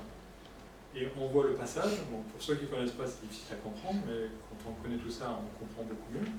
On voit le passage où elle est triste dans sa chambre, elle meurt de chagrin, donc on voit sa chambre très bien, très propre, très bien meublée. Et puis la fraction de seconde après, on voit la chambre avec les meubles pleins de poussière, les toiles d'araignée, les plafonds effondrés et autres. En fait, elle est morte de chagrin, mais elle est allée dans la dimension du chagrin dans lequel elle était avant. Donc, elle a préparé sa journée d'après la journée d'avant, sa vie d'après la vie d'avant. Donc, c'est pour ça qu'on nous conseille de s'endormir en ayant réglé tous les soucis, pour éviter de se réveiller, si jamais on ne se réveillait pas ailleurs, dans un endroit un peu bizarre. Mais ce que je fais entre 2 vies, donc le soir, je dois le faire même à chaque fraction de seconde. Et ainsi de suite, parce que je peux mourir à chaque fraction de seconde. Donc c'est bien de régler tous les soucis au fur et à mesure. Et donc éventuellement, pour régler les soucis, c'est bien d'être toujours heureux, joyeux, positif, sans préjugés, sans préconçus, sans idées noires, sans gros mots, et ainsi de suite. Les gros mots, C'est difficile. à Marseille, c'est compliqué. Sans hurler, sans méchanceté, sans péter. Alors, est-ce qu'après, on revient comment, c'est ça? Est-ce qu'on revient avant? C'est une question à laquelle on ne peut pas répondre. C'est en fait l'énergie que j'entends, est bien celle-là. Ce qui fait que la phrase est tellement courte et tellement fermée que j'entends rien répondre. Donc je suis d'accord avec vous, mais je ne pourrais pas vous répondre. Donc s'il y a une autre question... Donc c'est ça. En fait, ça correspond pas moi à ma représentation qu'à chaque vie on s'améliore. C'est-à-dire ça veut dire quoi ça me correspond? La théorie pour aller vers le... qu'à chaque vie... L'au-delà? Pardon? Vers l'au-delà? Et pourquoi ça ne correspond pas? Pourquoi ça ne correspond Parce que pas? vous dites que juste si on s'endort triste, si on meurt triste, on va se retrouver dans... Alors, pour l'heure d'après, bien sûr, pour l'heure d'après. Si ce soir, je prends plusieurs bouteilles d'alcool, demain matin, je vais me réveiller comment? Ah, pas bien. Ok. Et dans la journée, il va se passer quoi? Que des choses pas bien. Qui vont... Non, ça va aller mieux quand même. Ça va aller mieux. Oui, ça dépend combien on a vu. Ça peut aller jusqu'à 18 heures. Graduellement, au fur et à mesure, ça va, comme dit, ça va s'arranger au fur et à mesure. Oui. Donc, même si je m'endors mal et que j'arrive dans une... D'ailleurs, le film l'évoque. D'accord. Au fur et à mesure, quand je suis dans ma vie émotionnelle, puis intellectuelle, puis spirituelle, je continue à vivre. D'accord. Donc je continue à améliorer les choses, Ok. comme je le fais sur Terre. D'accord. Donc non, ça ne s'arrête pas comme ça. Mais c'est plus facile de s'endormir joyeux pour se réveiller du pied droit. Si je m'endors avec mes soucis, je vais me lever du pied gauche. Ok. Mais même si je me lève du pied gauche, si je En suis... fait, pour tout, c'est comme ça. Il faut Bien juste regarder comment on était avant. C'est ça. Et maintenant, si je vois comment je suis maintenant, je peux savoir comment je serai dans 1 heure ou demain. Ok, donc je peux prédire l'avenir aussi. Alors, est-ce que vous avez d'autres questions par rapport à tout ce qu'on a vu, par rapport aux anges? Et les flashs, c'est quoi? Quand vous avez des flashs, c'est quoi? Ces anges-là, comment... Des flashs de quel On ordre? parlait de hanches tout à l'heure. Oui, les anges, on va parler Alors, des anges. on va finir avec la question, mais je ne sais pas si vous y croyez ou pas. Donc Attendez, non, si, j'y crois parce que je suis obligée d'y croire. Mais je reste sceptique quand même. À quoi le Des Voilà. flashs? Hein? Ah, des Voilà. flashs? Mais Vous avez des flashs, flashs de personnes décédées? Non, Bon, ben, des idées comme ça. Je vais vous citer un site. Bon, on m'avait dit que je ne pourrais pas avoir d'enfant. J'ai eu mon fils à 36 ans. Et 7 ans avant, je ne sais pas pourquoi, il y avait de la neige, je suis tombée dans la neige, figurez-vous. Et d'un coup, j'ai eu un flash, on m'a dit qu'il y aura un Lionel et une fille s'appellera Anne. Et j'ai 2 enfants alors que je ne devais pas en avoir. Ah oui, donc Et 7 ans avant, j'ai eu ce flash. Alors, c'est quoi? Prémonition. mais d'après vous, c'est vous qui avez la réponse. Moi, Non, je n'en ai pas, c'est Eh que j'ai bien, que des vous envoyez questions. un message comme quoi vous aurez... J'ai que des questions, c'est que des questions. D'accord, donc vous pensez que... Moi j'aurais des flashs, je m'interpelle. Ah D'accord. oui, surtout si les médecins vous avez dit que... Ah non, je ne peux pas en avoir. Donc vous pensez... Je l'ai à 36 ans et à 38 ans, vous voyez, c'était... Peut-être elle a un don, il y a des gens qui ont des dons comme ça, de la Ah non, je nature. crois, non, ça j'y crois pas du tout. Donc, Ben, je crois suis pas, non. sceptique là-dessus. C'est vrai que j'ai souvent des flashs et ça arrive, mais Ah non, mais je voulais souvent croire. c'est plusieurs années après que Je ça voulais arrive. croire que tu as des dons. C'est dommage que j'ai pas suivi l'auto. Bon, Celui-là, on devrait tous je l'avoir. suis d'accord, c'est que vous avez sûrement des dons, mais comme vous Des n'y dons. croyez pas, vous les Et exploitez ouais, pas. dommage. Voilà, c'est hein. ça. Et non, je ne sais pas, je crois pas Pourquoi on lui a que je pose donné des un- questions. Ça me fait Si vous poser des saviez questions. comment ça se passe, J'ai des questions sans réponse. Et pourquoi on lui a donné un truc qui croit Tu as pas? des dons, mais qui c'est des s'ignorent. gens. Mais oui, mais Donc là, c'est dans votre Ça, c'est face. Pourquoi moi C'est du gâchis, ça. Pourquoi moi je sais. sais ça. Alors, Chacun son cheveu. s'il vous plaît, Des gens sceptiques, justement. s'il vous plaît, Ah bon? plus vous allez vous poser des questions, pourquoi, essayer d'y répondre intellectuellement, Il faut couper le mental. plus vous allez vouloir donner une réponse avec la technologie qu'on a aujourd'hui, ben vous n'en aurez pas, puisque la technologie ne vous en donne pas. Donc, On est soit pas vous assez écoutez votre évolué. intuition et votre cœur pour avoir votre réponse, si on fait un Je schéma. sais lever. Le schéma, il est celui-ci. Non, parce que le don, c'est quoi? Est-ce que- Le est-ce don. qu'on fait des Ah, conférences il sur y a les déjà, dons? ouais. Revenez à une conférence sur les dons. On est là-dessus. Soit dans la vie, j'écoute mon cœur et mes tripes. Et à ce moment-là, si j'écoute mon cœur et mes tripes, vous avez le sens au centre, donc je peux être stabilisé, je suis sur un équilibre, je suis en balance, donc je suis bien équilibré, et tout se passe bien. Mais des fois, au lieu d'écouter mon cœur et mes tripes, j'écoute quoi? Qu'est-ce que j'écoute d'autre? Les croyances. Éventuellement ce que je pense, de bien ou de Ouais, mal. voilà, Ou éventuellement ce que je vois, ou éventuellement ce que je sens, ou ce que je sens pas. Les autres. Ou ce que je dis, ou ce que je dis pas, ou ce que j'entends, ou ce que j'entends pas, ou j'écoute ce que font mes mains, ou ce qu'elles ne font pas, ou j'écoute la direction que prennent mes pieds, ou éventuellement là où je ne vais pas. Si ce que je fais de ma vie, si ce que j'écoute est différent de ce qu'il y a au fond de mon cœur, au fond de moi, qu'est-ce qui se passe d'après vous? Ça arrive quand même, hein? Qu'est-ce qui se passe? Ben Il se non. passe un court-circuit. Ah, voilà. Ce court-circuit, qu'est-ce qu'il fait? Il entraîne un arc électrique sur un des organes de votre corps et vous donne une maladie ou un dysfonctionnement. À ce moment-là, qu'est-ce qui se passe? Il se passe que vous êtes en déséquilibre, soit dans un sens, soit dans l'autre. Un des sens est la peur et les regrets du passé, plutôt. Et l'autre, c'est la peur du futur. Donc, soit vous êtes dans les regrets, soit vous êtes dans la peur. Mais entre les deux, il y a le présent. Passé, présent, futur. Le présent, c'est quoi? Quand on dit à quelqu'un, je t'amène un présent, je t'amène un Un cadeau. cadeau. Le présent, c'est le cadeau de la vie. Soit vous êtes dans le présent et vous écoutez ce qui se passe et On est vous avez raison, vous êtes dans la vérité. Soit vous vous posez des questions, vous êtes dans le futur ou dans le passé, et là vous avez tort. Vous êtes en déséquilibre. Et à chaque fois qu'on se met en déséquilibre, qu'est-ce qui se passe? Ben, je me déséquilibre, mon corps me réactualise. Je me déséquilibre en pensant mal, mon corps me recentre. Je me déséquilibre, mon corps me recentre. Et je suis tout le temps en train de faire du yo-yo. Comme ça. Non, je ne me déséquilibre pas. Bon, mais j'ai pas en le flash. général. Je sais, bon, après, je dis bon, ça va bien, on verra Pas bien. en Puis général. voilà, c'est tout. Et puis bon, après, Bon, en fait, il faut toujours être dans l'instant présent. Donc, Très bien. Mais voilà, Alors, là, il nous parle en général parce voilà. qu'on l'est pas en Et fait. c'est Moi, cool. c'est pareil, je suis dans le passé. je Et avec sais l'esprit, que- ce qu'on peut c'est manipuler, aussi c'est une bon. son intuition. Ça passe pas trop. Comme ça, vous évoluez. C'est général. C'est voilà. comme ça qu'on s'élève. Il parle en général, vous parlez en général et c'est très bien parce qu'on peut être dans le passé, dans le futur et jamais dans le présent. Donc c'est bien de réactualiser. Oui. Maintenant, vous savez qu'on a parlé de 2012, on est un peu loin dans le passé, mais 2012 c'était la fin des temps. Oui. La fin des temps, ça veut dire qu'on a passé, présent, futur. La fin des temps, ça veut dire que je supprime tous ces temps-là, il me reste plus que le présent. Une fois que j'ai la fin des temps, je n'ai plus que le présent, je n'ai plus de temps, puisque chaque instant est le présent. Donc la fin des temps veut dire que je dois vivre dans le présent. Et c'est pour ça qu'il y a eu beaucoup de livres sur le temps présent. Alors, par rapport aux autres questions, quelles sont les autres questions que pour laisser un peu la parole à L'ange tout le et monde? Là, les anges, voilà, on voulait Non, parler mais oui, des des questions anges. construites. Vous avez parlé d'entité tout à l'heure. On peut les prendre en photo. Quand vous ressentez des choses chez vous, vous pouvez les prendre en photo. Enfin, c'est pas tout le monde qui arrive à les prendre, mais vous pouvez les prendre en photo. Mais qui? Tout à fait. Les Les anges. entités, les hommes. Alors, est-ce que vous avez des questions sur ce domaine, sur d'autres domaines par rapport à la vie après la vie? Comment tu prends en photo si ce qui n'existe pas? Qui si, ça existe. Bon, donc Prends on la peut photo. discuter Je avec sais les pas, moi je femmes. comprends pas. S'il vous plaît, on essaye. On essaye de ne pas parler entre vous, mais de poser une question pour que tout le monde participe. Alors, dans une des conférences dans laquelle j'étais venue, si Oui. mes souvenirs sont bons, vous disiez qu'il fallait pas trop les solliciter. Et des femmes? Exactement, ce qu'on a vu tout à Voilà. l'heure, c'est-à-dire que si...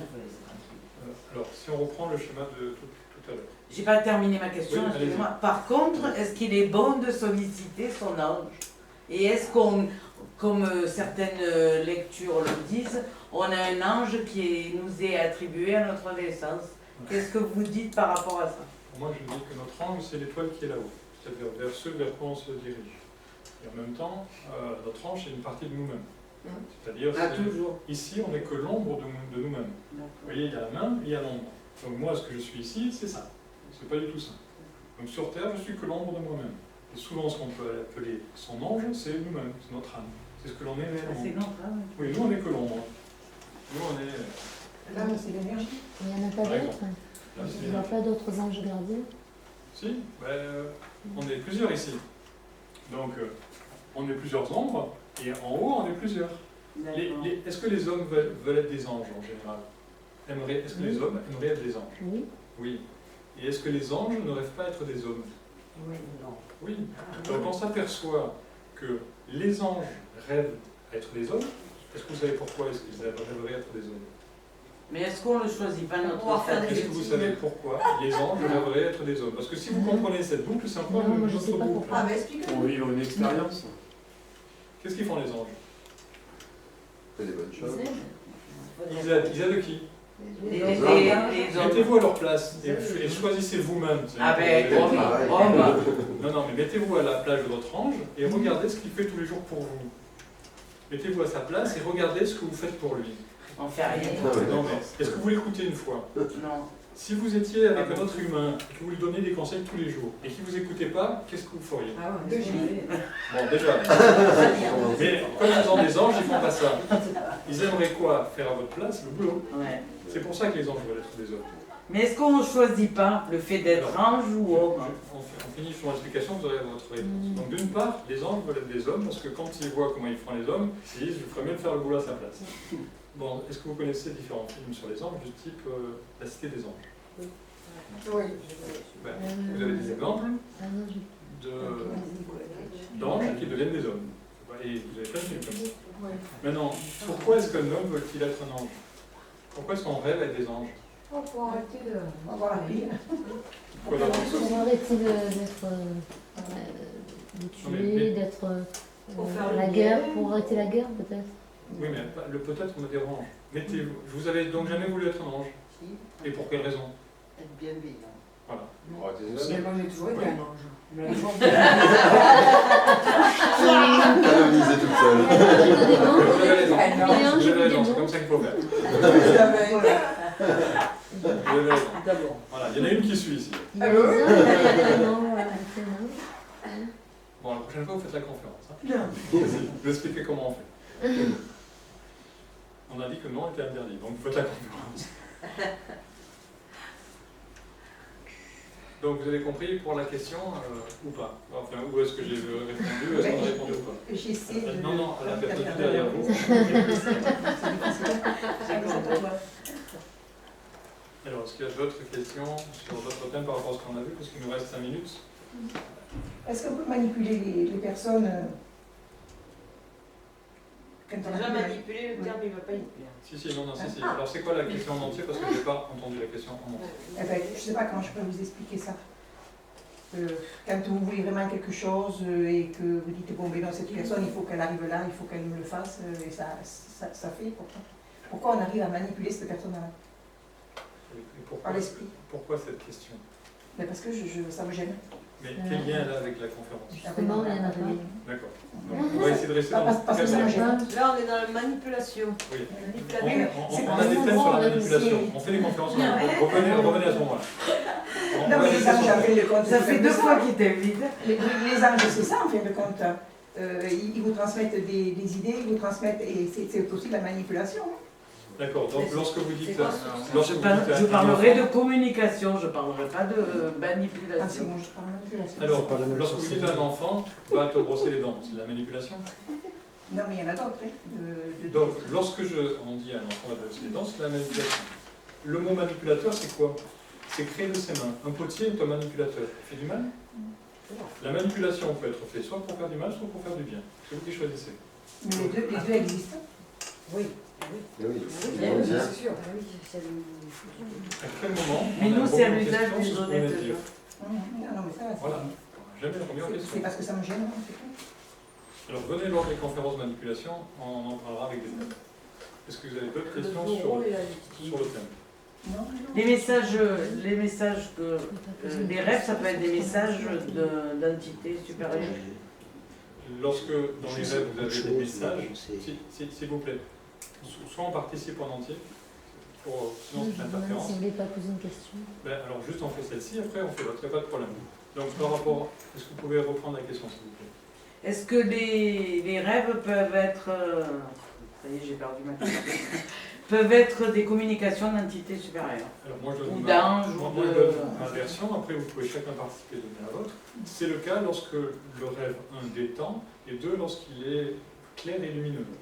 Voilà, c'est le cas. Après, s'il est plus embrouillé, soit c'est parce qu'on est éventuellement, si c'est vraiment le cas, c'est parce qu'on est troublé ou qu'on n'est pas nous-mêmes bien clair, ou on est proche de se réveiller, ou on a quelque chose qui nous soucie. Ça peut être le cas, mais généralement, oui, on sait bien être. Mais en même temps, on ressent. Voilà, on le ressent parce qu'on est des contacts. Parce que quelqu'un peut répondre aussi à cette question, parce que vous avez plus, beaucoup de personnes ici ont des références. Sinon, une autre question. Vous vouliez évoquer. Non, je vous laisse parler. Mais c'est bien de partager. Oui. Oui, parce que tu connais Ouais, des enfin, sur les choses. entités, tout ça, moi je connais beaucoup de choses. Donc. Oui. Alors, sur les entités. Et par rapport à la vie après la vie, on peut en discuter sur les entités. Non, moi je partirais plutôt, comme disait Alan tout à l'heure, du mal et du bien. Donc vous parliez d'entité, vous parliez tout à l'heure d'esprit, de canal. Donc il faut faire attention parce que si par exemple vous avez une méditation pour quelqu'un que vous avez cher,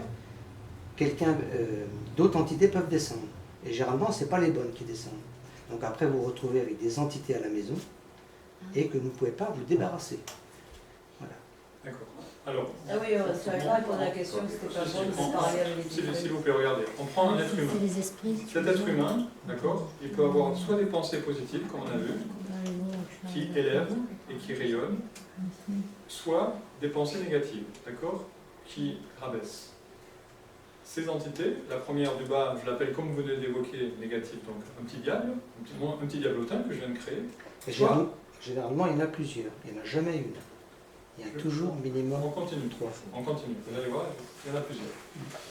Ce qui est... Là aussi, c'est dans quel état d'esprit on est, on attire les diables ou les Oui, anges. justement. Là, j'ai dessiné une pensée.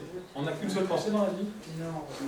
Alors, on a plein de pensées, on est d'accord? Ouais. Ok? Et ça, c'est comme dans la vie. Est-ce qu'on est d'accord qu'on a plusieurs... Est-ce qu'on est d'accord qu'il y a donc plusieurs diables?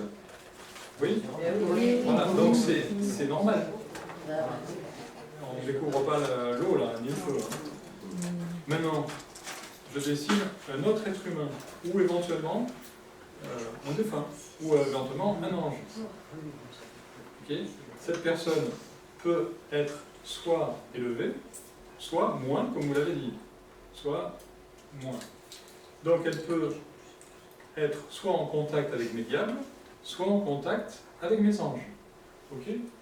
Mais si je suis un ange, comme vous l'avez dit, ok? Les individus, je redessine un autre être humain, qui a aussi des petits diables, et qui a aussi des petits anges. Puisque à qui je dis mon ange, mon petit ange, mon petit diable? Mes enfants. Donc mon petit diable et mon petit ange, ce sont mes pensées, mes enfants, ce sont mes créations. Quand je pense négativement, quand je dis un bon mot, je crée un diable. Quand je pense positivement ou que j'ai une bonne pensée, je crée un ange. Ces anges sont mes enfants. Les enfants, les anges, est-ce qu'ils aiment jouer avec les anges ou avec les diables? Avec les anges. Avec les anges, ok? Les enfants vont jouer avec ceux qui leur correspondent. Donc si je suis un ange, y compris dans la méditation, j'attirerai que des anges. D'accord. Si je suis un diable, je vais attirer les diables. D'accord. On est d'accord. Maintenant, même un diable est une création qui en évolution. Si je suis positive et si je suis un soleil ou un ange, il n'y a aucun problème dans le sens où les choses, on peut les faire évoluer, on peut les transformer. D'accord? Et à la lumière, il n'y a que la lumière qui reste. l'obscurité, on met la lumière et disparaît l'obscurité. Donc même ceux-là, ils ont le droit d'évolution. Et avant qu'on soit des anges, on était aussi des diables. Et tous les jours, il n'y a pas une chose qui se passe, je pense, sans que je ne fasse pas un petit diable. Ok? D'accord. Donc on est les deux à la fois. Et on ne doit pas maudire cela parce qu'on se maudit soi-même.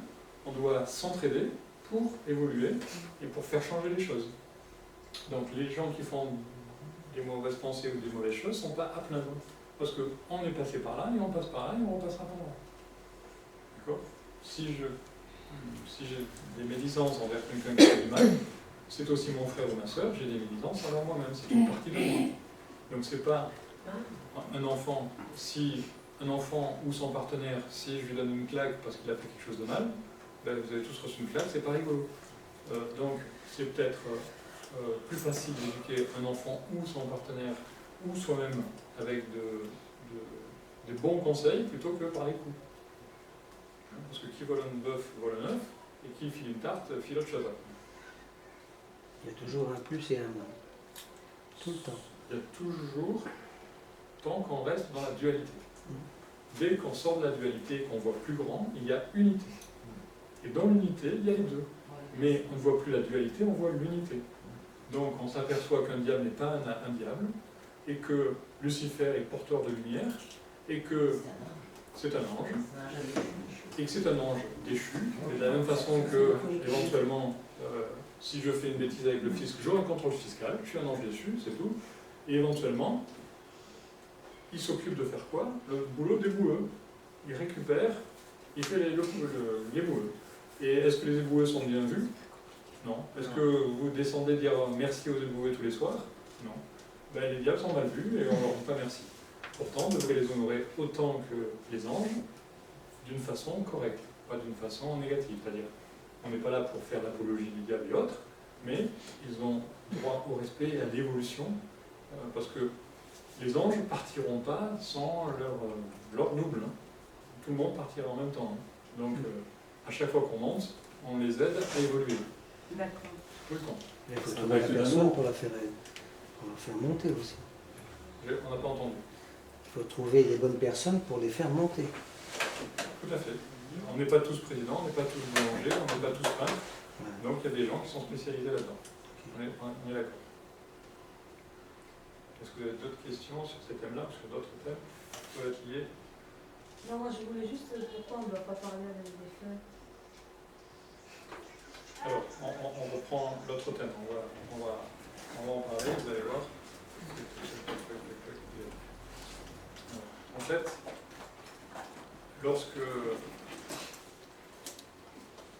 comme monsieur l'a dit, il y a des spécialistes de ça. Il y a des gens qui sont capables sur Terre de parler avec un défunt qui est situé au niveau de l'âme, donc de l'énergie, et d'autres ne discutent que avec leurs émotions, d'autres que avec leur intellect. Donc, dans les émotions, on a du bas astral et du haut astral. Le bas astral, c'est nos petits diables qu'on a vus. Le haut astral, c'est notre compassion, par exemple. Dans le niveau mental, c'est pareil. On a des pensées soit sectaires, soit des pensées évoluées altruistes. Pareil dans l'amour, soit on a de l'amour possession, jalousie, soit on a de l'amour liberté, donc empathie ou compassion. Et ainsi de suite. Niveau par niveau, on a le niveau faible et le niveau haut. Donc pourquoi est-ce qu'on ne doit pas le faire? Parce qu'il y a très peu de gens qui sont qualifiés pour, premièrement.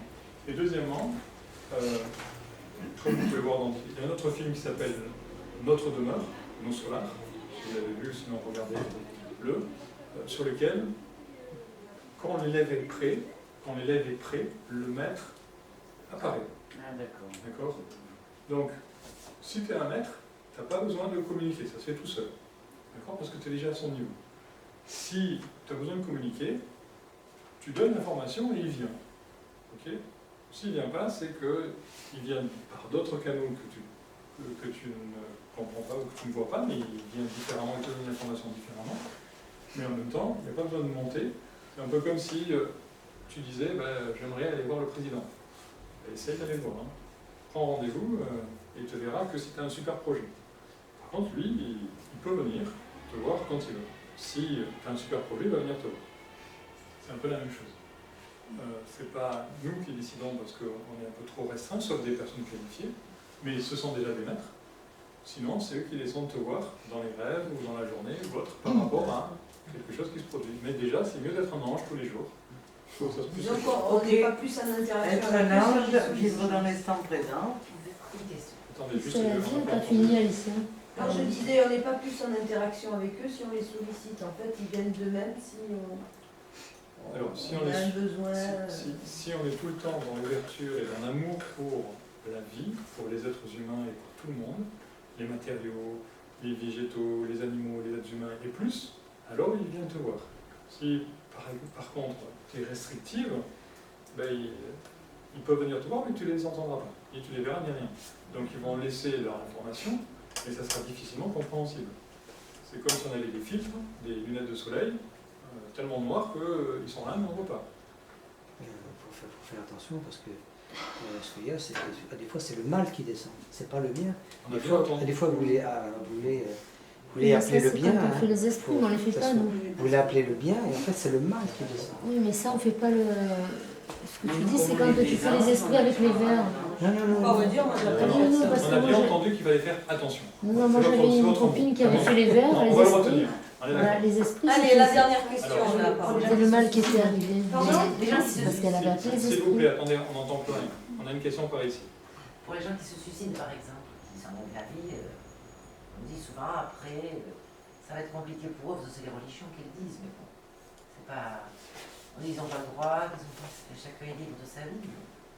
Alors, est-ce que vous prenez, comme tout à l'heure on peut l'évoquer, est-ce qu'on prône le fait de pouvoir tuer quelqu'un comme ça ou le suicide? Est-ce qu'on peut prôner ça? Non. Pourquoi? Dans la thérapie, on s'aperçoit que tous les gens qui consultent, qui ont tenté le suicide, et des fois plusieurs fois, ça s'est produit pourquoi? Quelle est la seule et unique raison que l'on retrouve à chaque fois, sauf exception, mais c'est hyper rare, que l'on retrouve à chaque fois que quelqu'un a tenté le suicide? À chaque fois qu'on a des patients, mal-être. on interroge pour C'est une une seule personne. Le mal-être. Non, c'est pas la raison pour laquelle ils ont tenté le suicide. Un C'est une des raisons, mais c'est pas la question. Ils la n'ont raison. plus de solution. appel au secours. Une solution. C'est un appel au secours, c'est plus. Mais pourquoi est-ce qu'ils utilisent ça? Et pourquoi, s'ils n'avaient pas plus de solution, ils n'utiliseraient pas autre chose? Bah, si, parce qu'il y en a plus. Moi, quand j'ai plus de solution, je regarde si c'est un problème banquier, j'appelle mon banquier. Si c'est un problème amoureux, je vais voir mon partenaire. Si c'est un problème avec mon enfant, je vais Ils voir mon enfant. sont désespérés. Parce qu'ils sont seuls et Ils ont personne à qui Parce parler. qu'ils C'est sont pas la- c'est trop pas la émus, question. ils C'est sont pas la trop dans raison. l'émotion. Vous avez tous raison, mais ce n'est pas la cause originelle. La cause originelle est parce qu'ils ont une éducation au suicide. Ça veut dire que dans leur famille, soit le père, soit la mère, soit le grand frère, soit l'oncle, soit la tante, soit éventuellement ils ont été éduqués par un de leurs référents toute leur vie. Si tu continues à faire ça, je me suicide. Simplement par une phrase qui est donnée, soit par un exemple. La majorité des gens qui se suicident, c'est qu'ils ont eu l'exemple, y compris à la télé. D'accord? Mais c'est qu'ils ont eu un exemple qui vient d'un référent costaud pour eux. Souvent, c'est parents ou grands-parents. Des fois, c'est du transgénérationnel, mais c'est rare, mais ça existe aussi. Mais c'est souvent parce qu'ils ont eu un exemple dans la famille. Vous avez des personnes âgées qui se suicident parce qu'elles en ont assez de vivre, tout simplement. Non, mais ça, il n'y en a pas eu dans les familles, ce que vous dites. Pas propre, je comprends. Non, non, Alors, moi c'est non un plus. autre thème, celui-là. Là, on n'est pas en train de parler de ça. Mais c'est un autre thème. D'abord, on finit le premier thème.